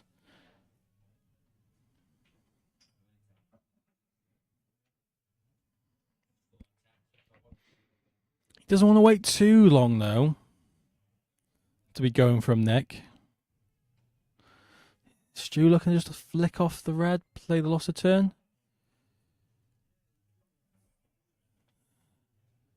So he wanted to catch it thick, and he wouldn't have left much at all. He would have left a tricky long yellow top bag, but where it's come thin and come to the right, he's left this one to the middle. He's got two options to the middle. This is the more killer shot to get the frame one rather than the other one, but he's backing himself. And it is in. And we are into the 15-second shot clock, so he's not going to have much time to think.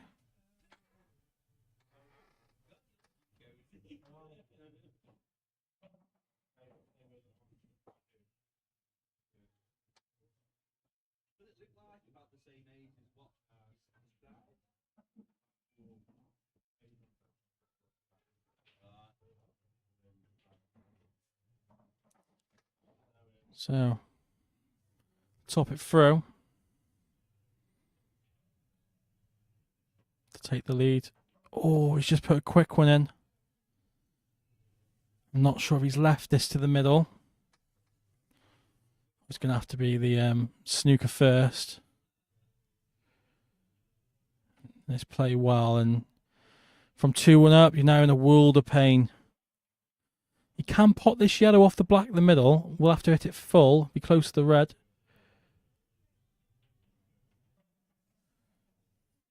You hit it too full in the end.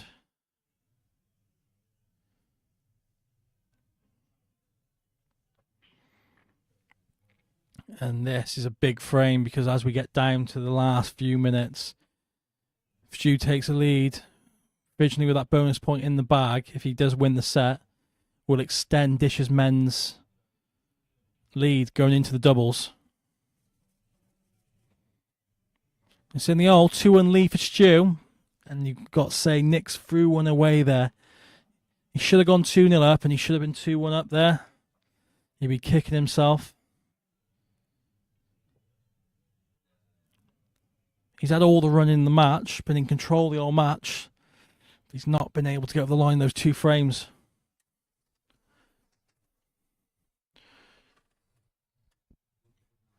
Let us know in the comments, do you think 45 club are going to be able to pull it back. Provisionally, it's 13-9 here with that bonus point if Nick doesn't win this frame. Do you think 45 club can pull it back? Next up, they have Nick will stay on with Sean Alcock.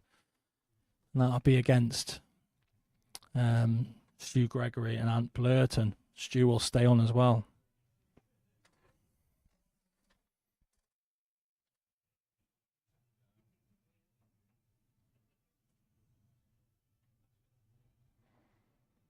So, Stu breaking, 3 minutes 15 on the clock. Big frame. It's a double points frame, whoever wins it. Is he dry? He's dry. There is clusters to the right of this table, though.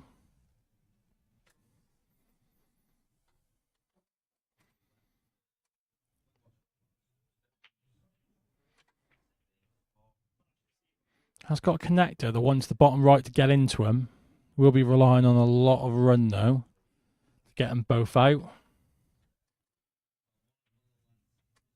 Wants to play down it earlier rather than later. He wants options when he goes into him so he doesn't have to land on one he's hitting or getting out. Don't worry, he's screwing into him now. He has. He played red off red to the middle. So there is time for one safety. If he did want it, but I don't think he's looking at it. So Stu can't kill enough time here. So you like to think Nick's going to have another visit. He's played that very well, though, Stu.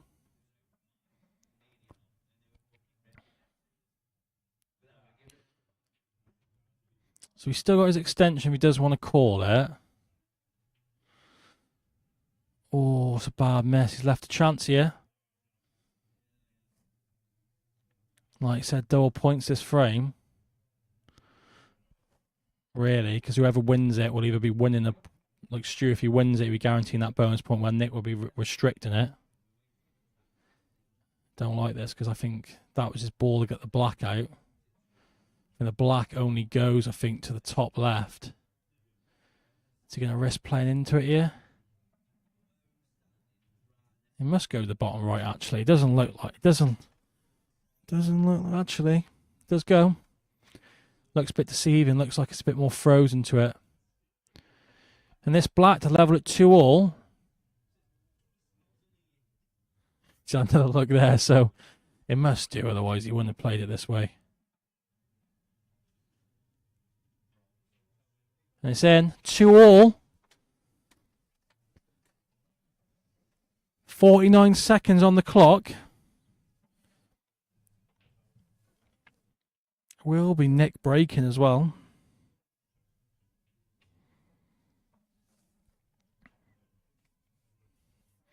So it's 12-10. If another frame's not played, it will stay at that. No bonus point for the drawn set.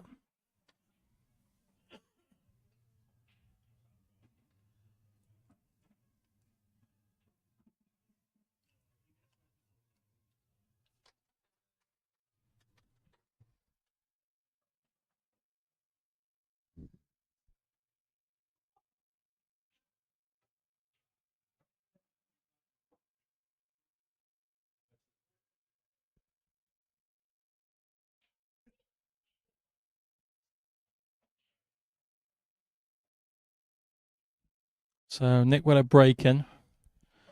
Will he be targeting the cut break or not? He's at the front ball last few.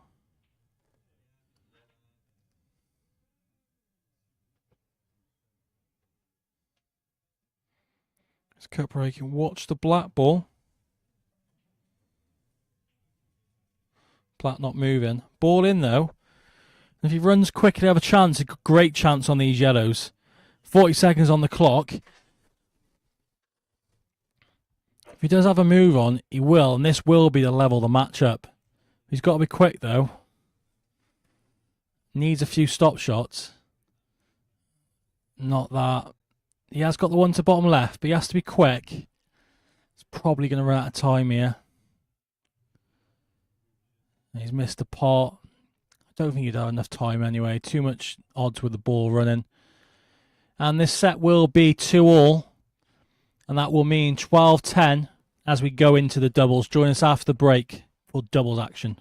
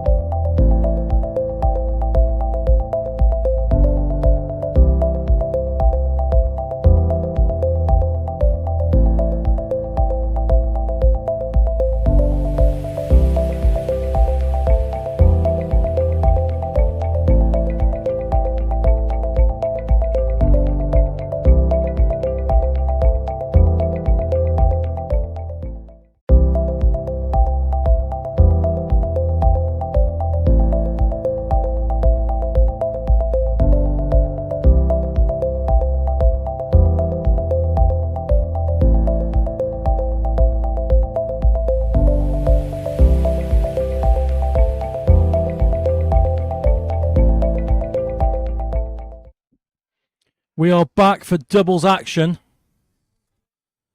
The two who played the last singles will stay on. Probably a strategy there. They both want to play back to back. And Blurton will team up with Stuart Gregory. And Nick Weller will stay on and team up with Sean Alcock.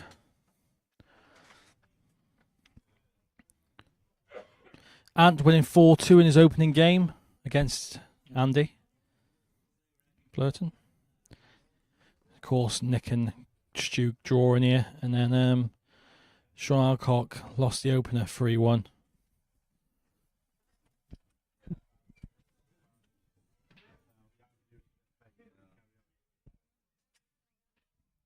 So Sean Alcock to break. 45 Club won the lag in this opening doubles match. Ball in. That's all you can ask for.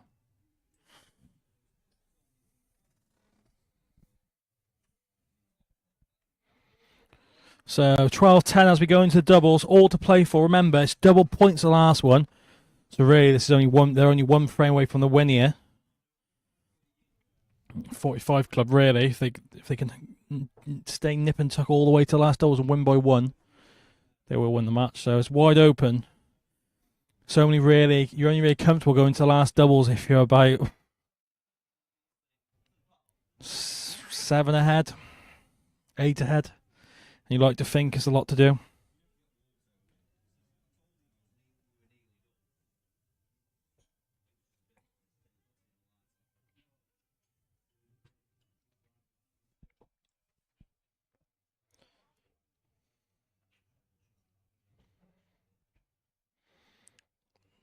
I think he was trying to get into his problem red there at the bottom of the table. He hasn't done it.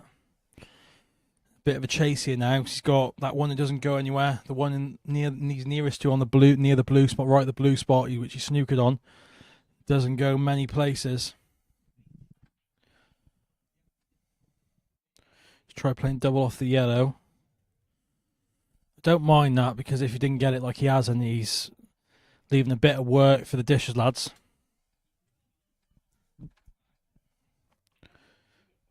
Let us know in the comments. Do you think 45 Club are going to pull this back in the doubles? Ooh, miss for Stu.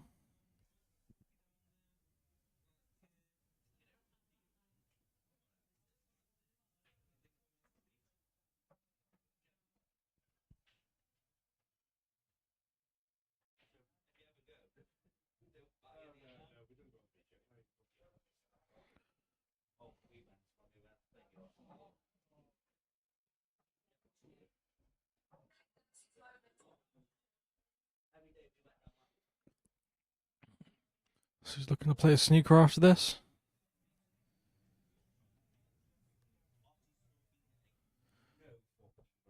So it's not touching, so it'd be the little snooker. But he's not got it.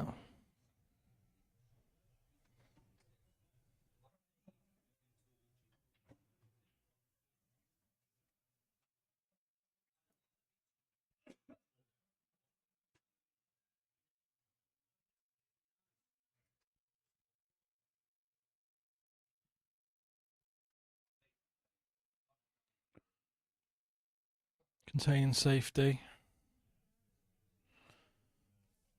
If you're brave, this red does go to the middle.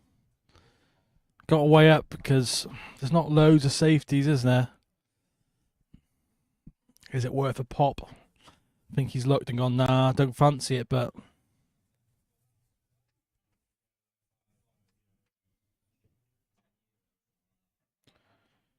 just looked at the safety. Like I said, there's plenty of work going on the yellows, but you're only one shot away from opening it up. So the last doubles will be the Brooks, Alfie, and Ollie, father and son, against the dynamic duo Raybone and Blurton. Previously got to the final stages of the Pairs Cup Ultimate Pool.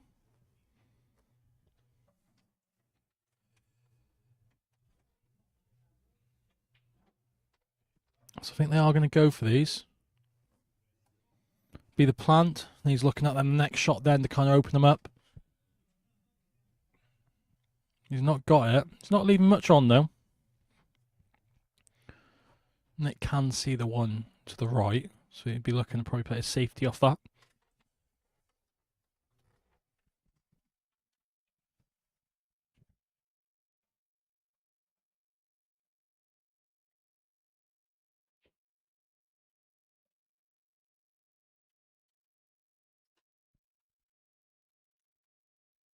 I don't know whether you'll look at the plant, the one top of like the three that are triangled, and the white will drop down, open the ball up. Doesn't fancy that. Be looking for the ones at the bottom right. Shot to nothing. Hi Kieran, welcome back to the chat. I know you joined early on, but you must have popped off. So just to catch you up, we're into the first doubles, 5th set of the night. 12-10 dishes men. Both had chances to be ahead. It's dishes that have took the most, and they are in the lead. This match, Blurton and Gregory against Weller and Alcock, and then the last doubles, Brooks and Brooks Raybone and Blurton. And yeah, there is multiple Blurtons on different teams, just to confuse things. So maybe my shot now, pot this one, run the white into him, open them up. It's not bad.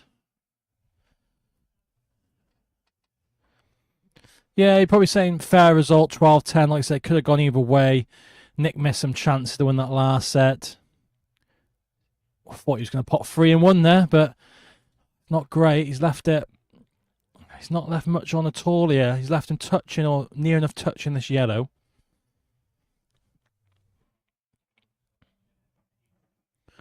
Next Stu's time to play the pot to the middle, play the white, bottom rail, side rail.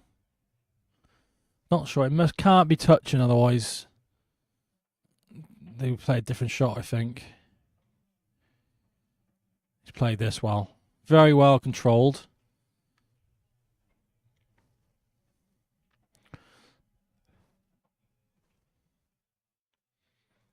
So just wants to mind his work here. So it's just okay. He did catch a bit more of the knuckle than he hoped. So he's a tad thinner on this, but... Oh, no, he's fine. From this angle, you can see he can even hold it for the middle. If he wants to. Looks a bit thinner from this camera angle, doesn't it? Oh, he's just caught it thin. Pushed it into the near knuckle. Chance of 45 club to get back into the match.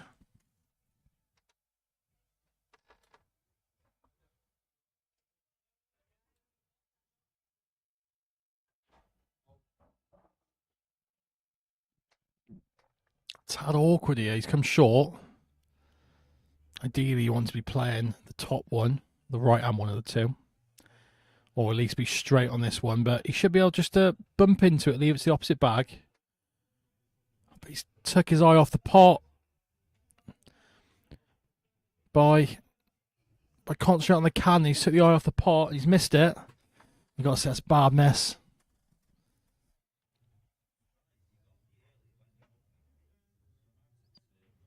It's just okay. I think he's played for it in the middle. He's caught it a bit thin.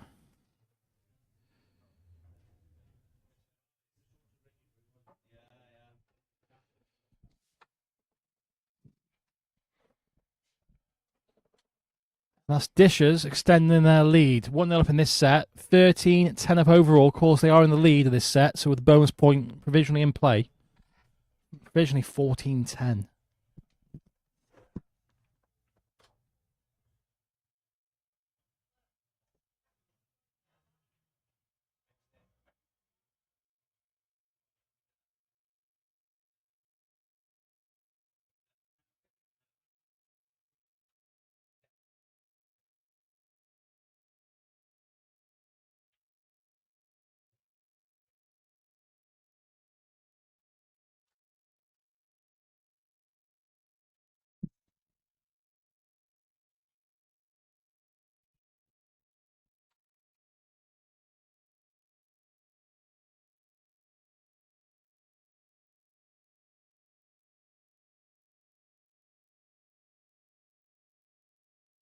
Yeah, like you said, Kieran, was a big opportunity there for him to take the lead in the set, level it up overall, and it will be Dishes breaking here as well. Steady break down the middle. Oh, that yellow just kissing the one from going to the top right. So we'll bring 45 to the table. Nothing really open though. No open shot. Unless this one he's closest to chips into the middle past the yellow. Doesn't look like it because he's playing the safety.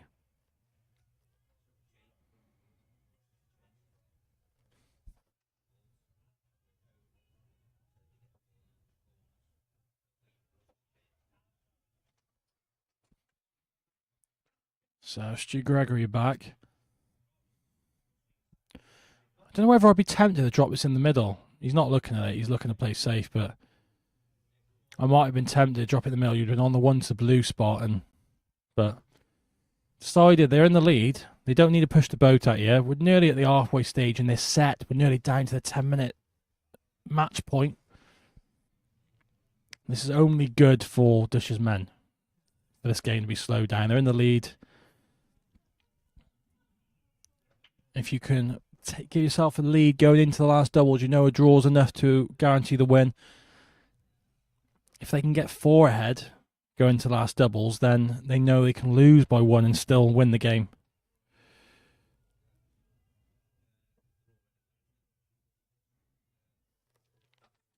So at the break key, I'll bring up the fixtures again. But yeah, 3 games within the next, well, this and then 2 other games within the next 2 weeks.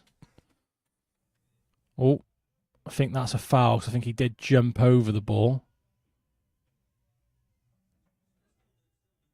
So it was a miscue. The white jumped over the object ball. And it is still open table as well, isn't it? It is. So brilliant opportunity here. Yellows are actually quite opened up after that shot.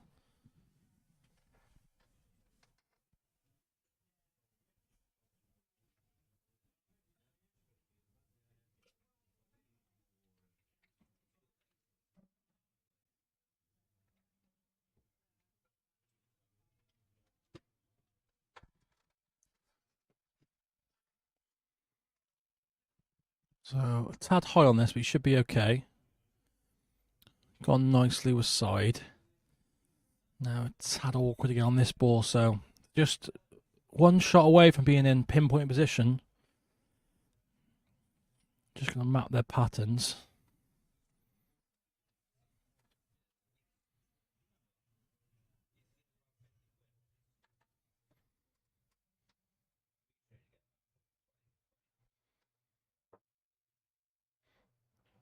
It's not great. I think he tried coming up left-hand side of the table. He just didn't get into it enough. Not sure if he's left the gap for this yellow. Let's have a look from the overhead. Doesn't look like it. I might be tempted to come off the bottom rail and try and kick this one in the middle.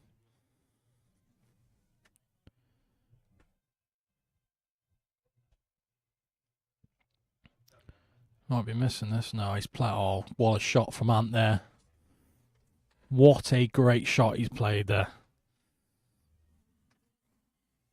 He did come up as one point where he wanted the white ball. Even if Sean does pop this long red, he's not going to be on much.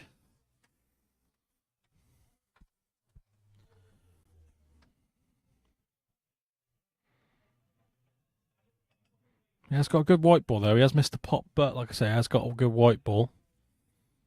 I think this is a bit of a free shot. If you play the one long top right, white's drifting to the left. Don't think he's leaving much on. Just a safety. Wants this to run. Like I say, he wasn't leaving much on. I'm surprised he didn't have a pop at the pot, but like I said, they don't need to in the lead here. Coming down with 7.5 minutes on the match clock. Very good containing safety there by Nick. I think Ant to be playing the safety back, probably kicking the yellow, doubling the yellow off the side rail into the red, knocking it back this way. White top end of the table.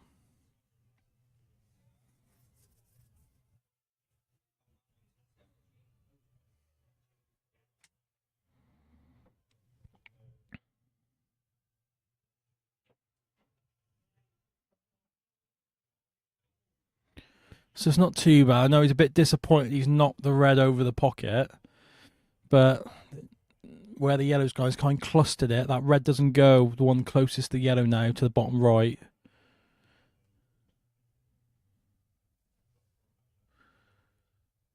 Very soon we'll be down to the 15-second shot clock. I think he's looking at the plant here. Not this shot, of course, but in a few shots' time.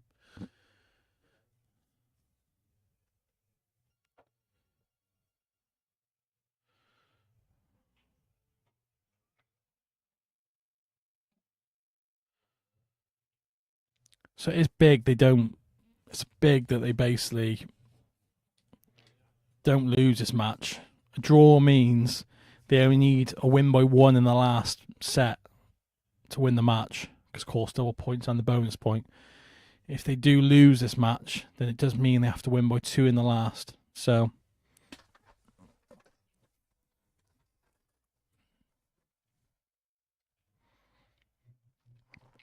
I'll be tempted here, just like miss the pot to the left middle, like kind of play purposely into the top knuckle, play the white up the table.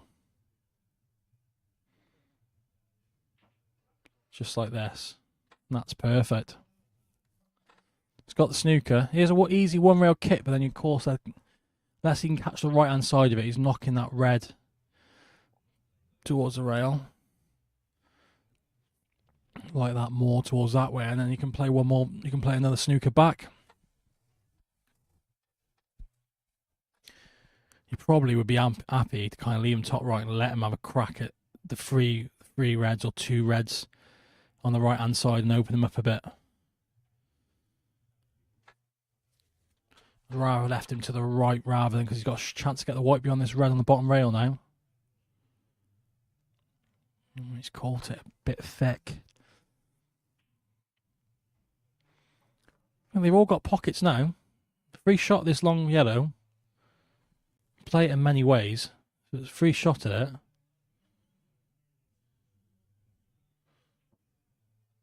But it's still the safety. They know they only have to win this game 1-0. If they win this match 1-0, makes it 14-10 overall with the bonus point going on, and they need to then win by 2 in the last 45 club.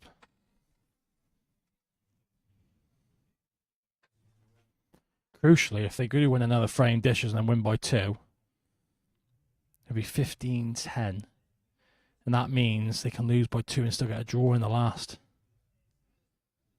Bit of a poor shot there, I think, by Annie. Could have easily got behind the yellow there.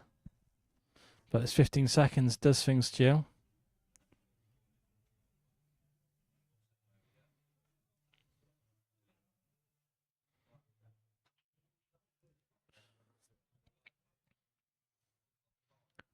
So it's very edgy here coming towards the end. Another good safety by dishes. These 3 clustered. This yellow does go, I think. Let's have a quick look from the overhead. Does go to the bottom left.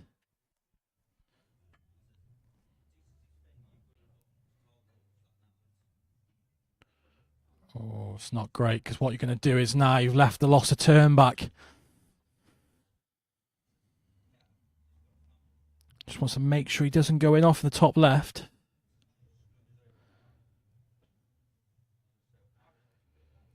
So it's not great. He wanted the pocket, but like I said, they don't need to push the boat out here. No,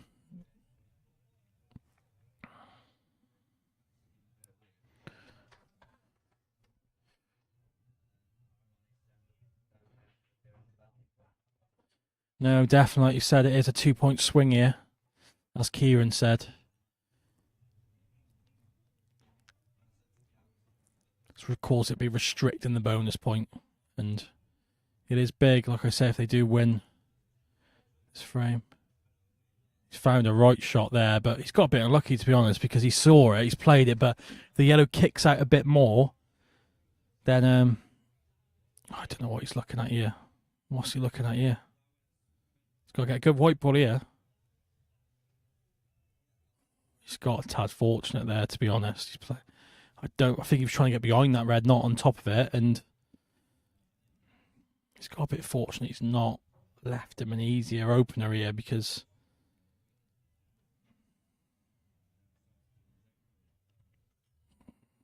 didn't want to, but he's tied the other one up. So come down 90 seconds on the clock. It's awfully edgy, and like you said, they don't need to push the boat out dishes, so I wouldn't go chasing this dishes if I was them. Like, another frame is important for him. That's another bar white ball, but these all got pockets. I think this red, let's have a quick look. This red does go, I think, to the bottom right, nearest where the white is now. If they want to go out though, yeah, they got to take this ball. Another bar white. They got a way up here. Do they want to just take the 1-0 loss?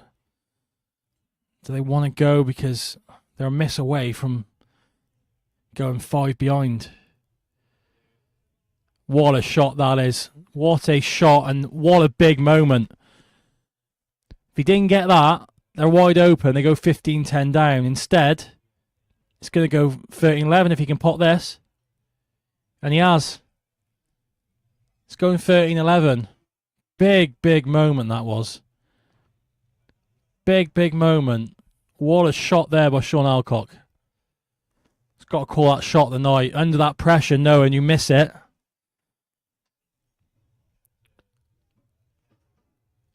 Knowing you miss it, you're probably likely going to be 15-10 behind.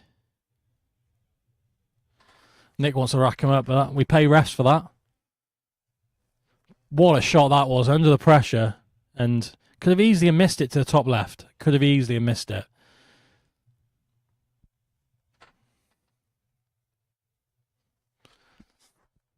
You want to predict them on the Wednesday, mate. That's when the $2.5 grand jackpot's in play.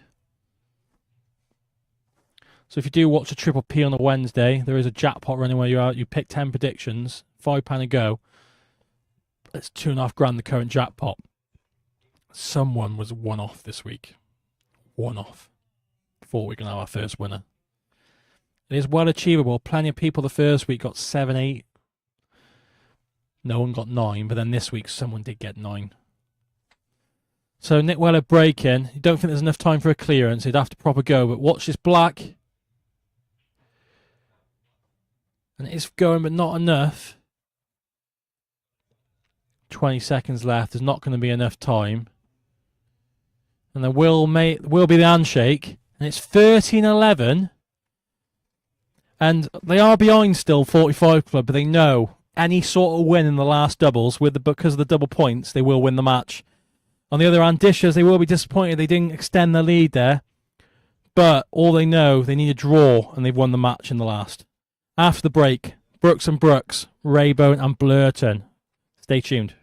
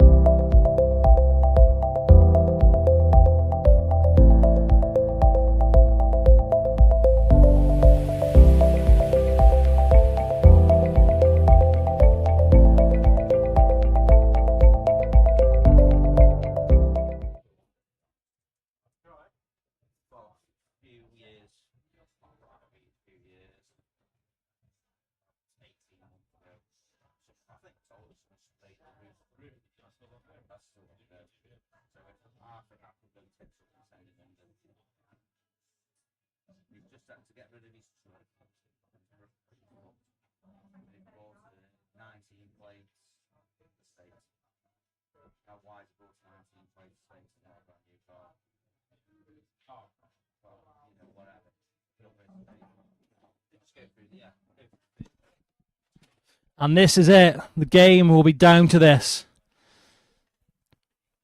Alfie Brooks breaking for Dishers Men. They lead 13-11. He will partner his dad. And he will crunch the opening break. Ball in. Yellow ball in. Open shot on both.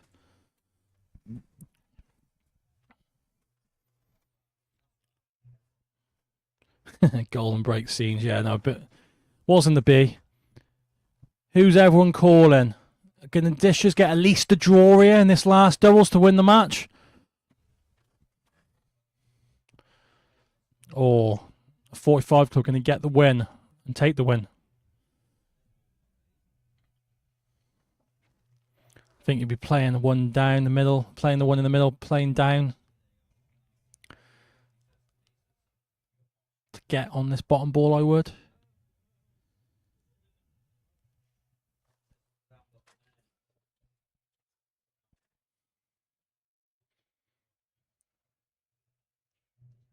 Oh. It's worked out all right. It's actually worked out perfect. It's not the line he played. He played the screw down, the screw straight down, but he's got there and good chance. They know if they can take the lead, then they have to lose 2. Gives them a bit of a buffer, doesn't it?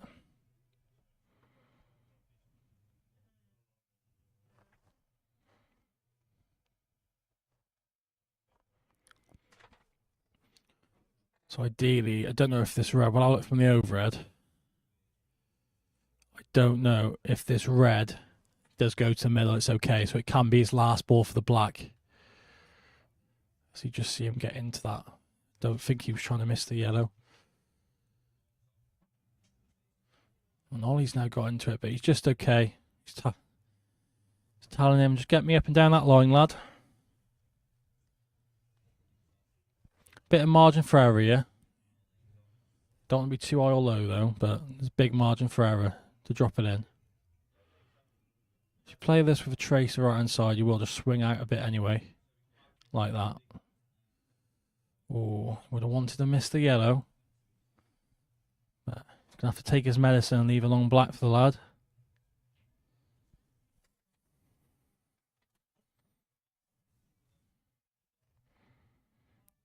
A big moment this early in the match.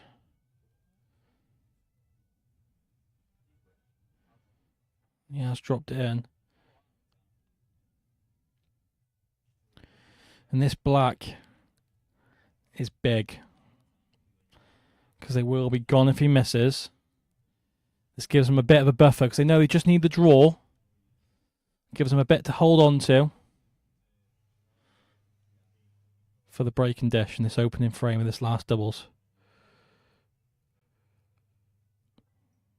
It's not there.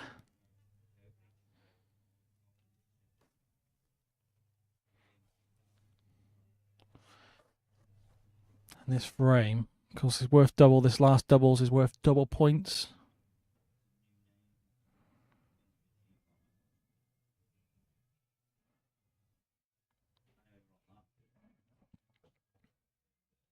Rayburn and Blurton, veterans of the game. Like I said, Neil Rayburn, former IPA #1, Premier League winner, live on TV.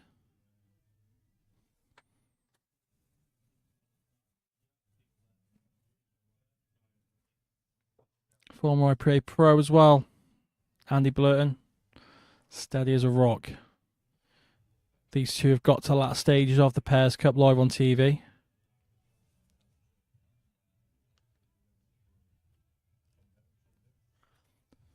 Just a touch short, but you'll be okay. Rather be a bit more straighter on this one down the rail, but you don't see Neil missing it. It's in. We're going to have a level match. If they do.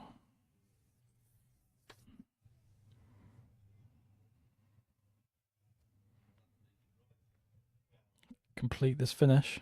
This counter clearance.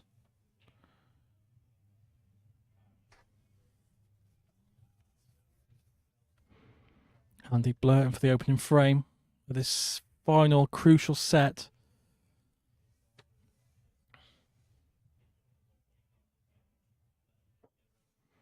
See if the ref remembers to put the double points on.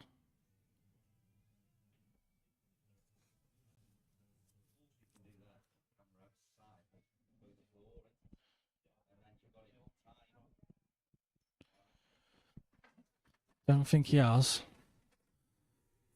So I think one of the players has reminded him.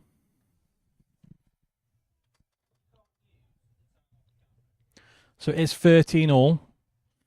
Crucially, if they stay in the lead, that bonus point. So provisionally it is 14-13.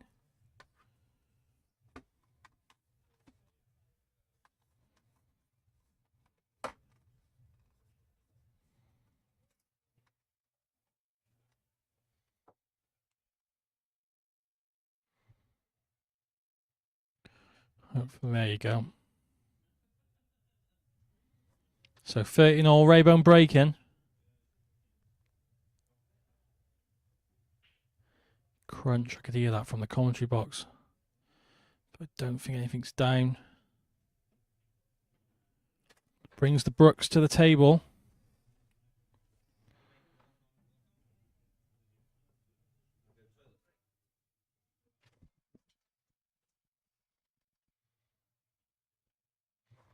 So I think he can clip this red back in the middle. Watch run top rail, side rail into these reds. And he's played it well, and he's on the one to the middle. I think if you top through, leave the plant. If you leave yourself on the other one to the bottom right. It's just okay. So if you'd be open, hit it thick enough. If not, I would be tempted just to hit it thin. I think you've got to play the plant just where that red is. If you don't like it, you don't feel like you can drop it in and leave it the same bag, then stun it, play the red back up the table. He's played a poor shot there. I think if he's not on that, he's going to have to take one to the top. Yeah, I think I would just stun it. I would have stunned it dead, play it to leave the red to the bottom right, and kind of played it so the red hit the one over the pocket thin, come off the bottom rail, back up towards middle pocket.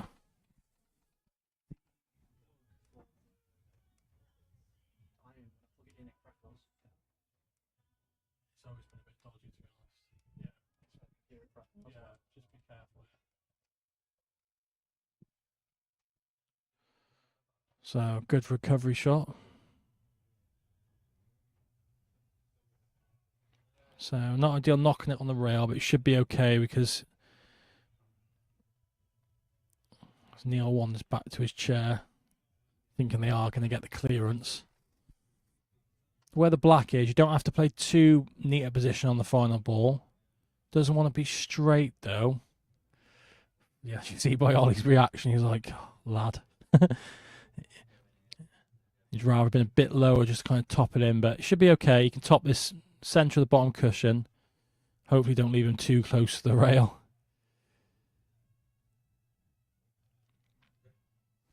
And this black to level the match back up.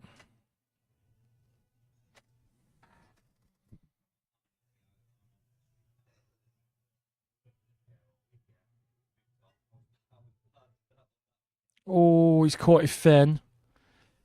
It has stayed over the bag though. So there is work to do. If it had popped out and that yellow went. You're looking at the double to open the pocket up. Or looking to try and get across to the top right, then play the yellow across, open the pocket up.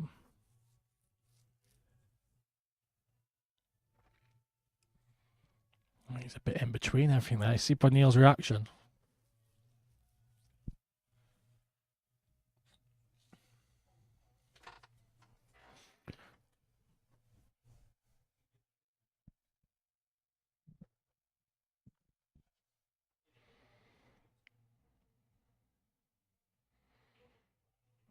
He's just okay, I think.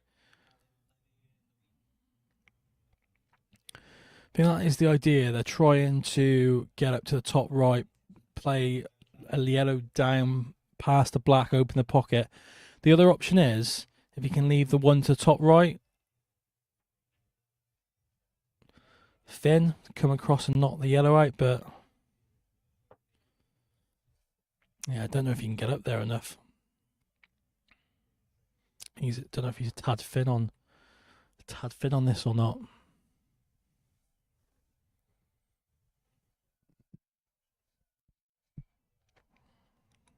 With this heavier wire, I don't know if he can pop into it enough.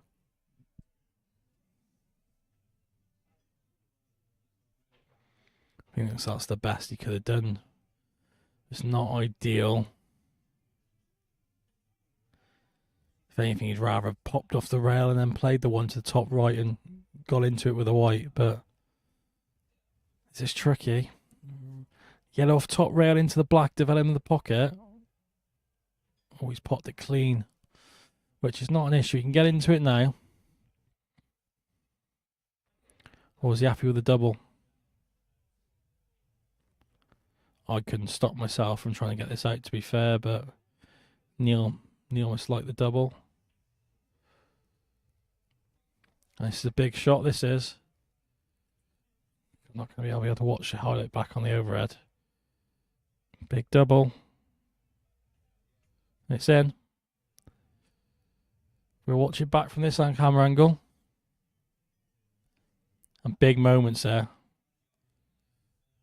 Because if the black did go on the long pot from Alfie, they were back ahead in the match, but now they'll be 2 behind, as you can see.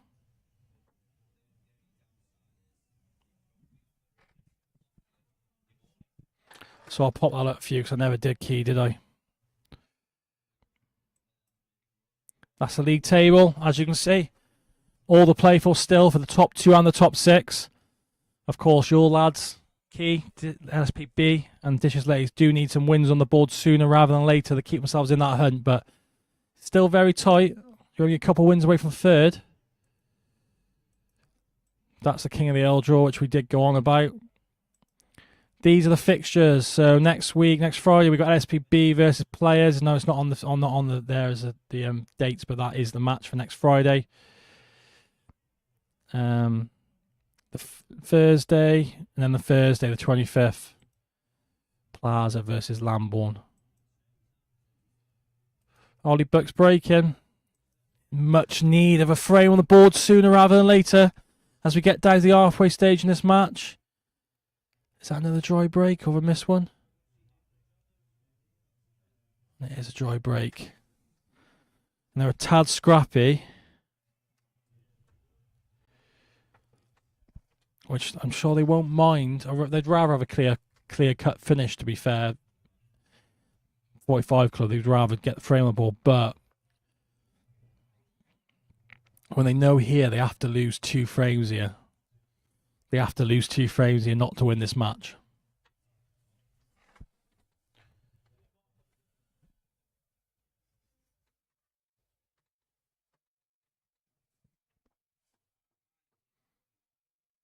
Oh, he's missed it. And they definitely need this frame, Dishes. They can't afford to go 3 behind when they need the draw.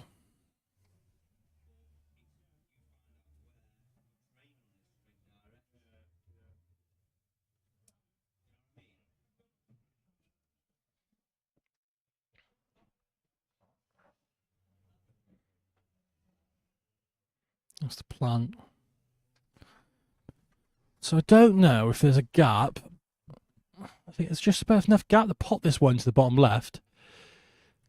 So the only real problem ball is the one. It might drop to the middle pocket as well, the one nearest in the left pocket. Does one go behind this yellow? Oh, it's just kissed. He's okay.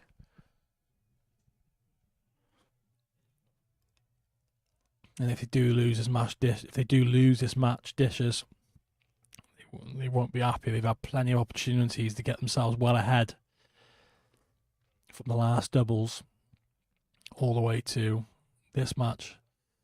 2 missed blacks. So this must drop to the middle, but he doesn't want to be playing it last because there's not natural position for the black.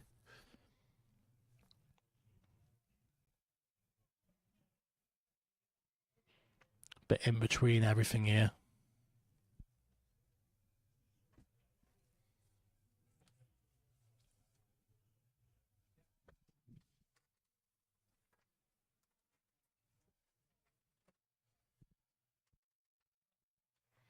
Be interesting to see how he maps these.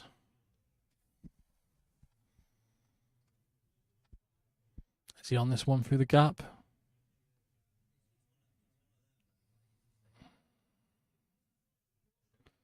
Surely, if he's on the one in the gap, you have to play it now.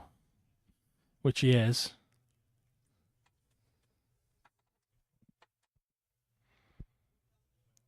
If they can take this finish out, it'll make it awfully interesting. As the ref comes over and has a look.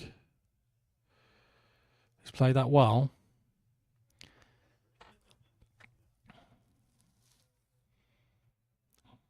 I think I'm telling you on a Supreme, this wouldn't drop in if you played it from here, but you could play it from here.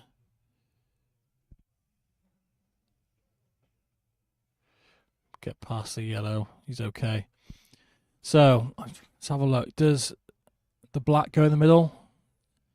As we watch his shot back, I think it does go in the middle.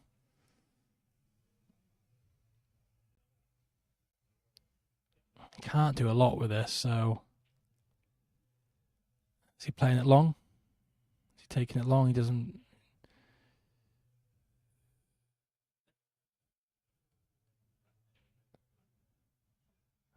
It's hung again.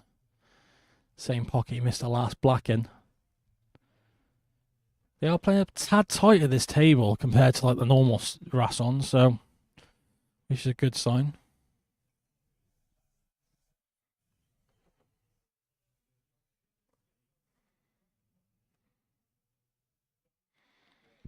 So it will be the snooker, and they know they win this frame, they win the match. With coming up to under 5 minutes on the match clock. They don't have to push the boat out. It would be interesting if Dishes did win this frame. We would have a one-frame shootout for the match. But it just depends if they can get back to the table sooner rather than later. One good ball in hand for 45 Club and the match is over.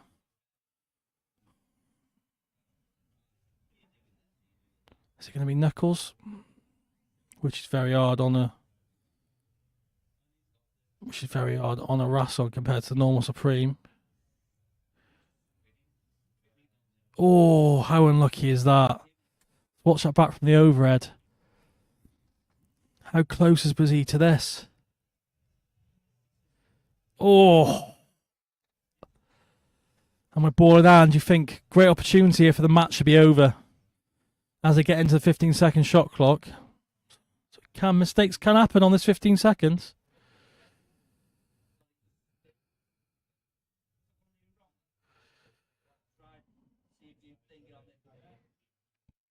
I think I'll probably take the bottom yellow here. Or maybe take this long one, top one to top right first. Want to clear that one to bottom left, bottom right, sorry, for the other, so the other one goes. So yeah. So you see him play twice across for the other one to the bottom right here. Don't think he can hold it just for the one. He's played this well. And you like to think this is going to be for the match.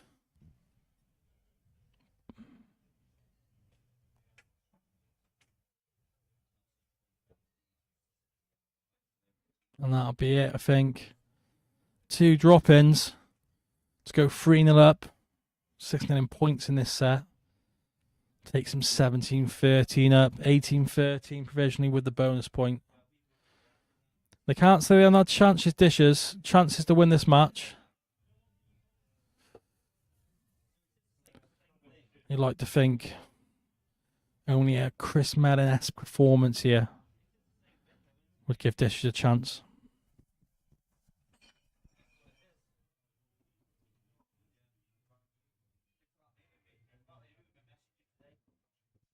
Like I said, we're back next Friday. Players versus LSPB. And then the following Thursday, Lambourne versus Plaza.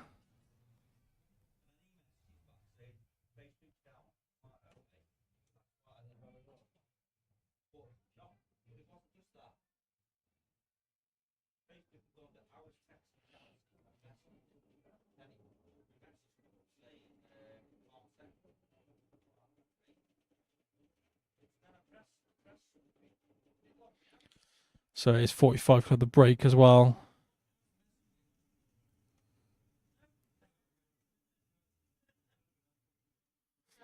Only really a golden ducky is really going to be enough, I think.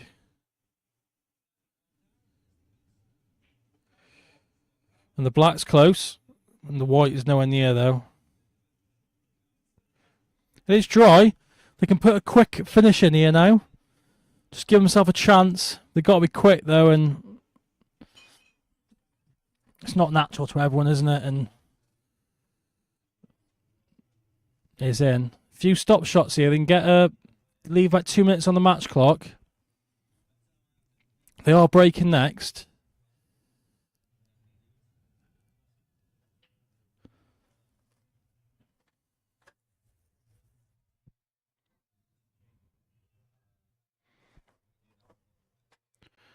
Need to be a bit quicker than this now. I know, like, realistically, you're not going to win 3 frames in 3 minutes, but you never know. So you don't want to give up.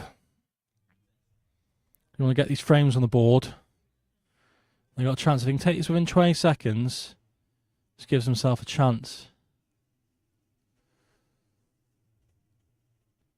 I think where the black is, I would just take the one to the middle. But he's okay. He can screw back, leave himself anywhere near the middle pocket. Well, he's not really got into it, so he's left it a bit trickier. He might be snookered after his next shot, and then he'll have to kick off the side rail and pot it. But the clock's ticking, and realistically, that's it.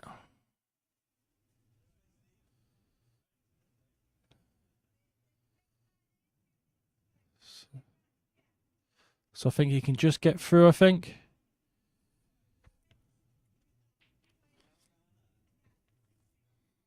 So it's going to be kick off the side rail. And he has got it. He has got it, and there'll be just over a minute on the clock. We'll watch it back from the overhead.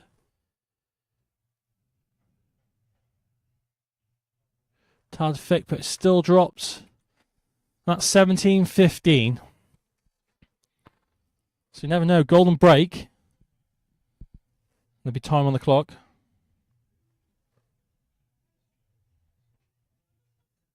This is where he whacks the top of the pack and the black doesn't move.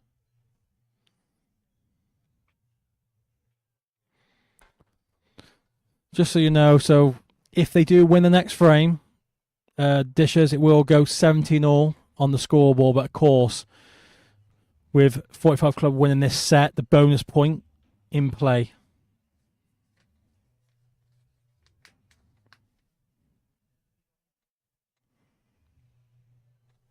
They would still have the win, but if they did win this frame, dishes, it would make it 18-17 overall to 45 Club.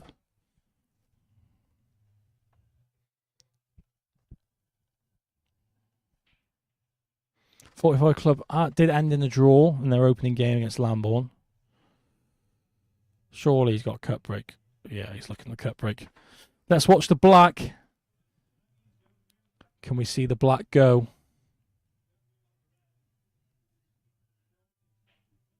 The black's oh, it's kicked a few times as well, and it's dry. The black definitely had some legs there, but that will be game with 45 Club coming to the table. They called their extension already. That's the match in the books, and it will extend 45 Club in the table.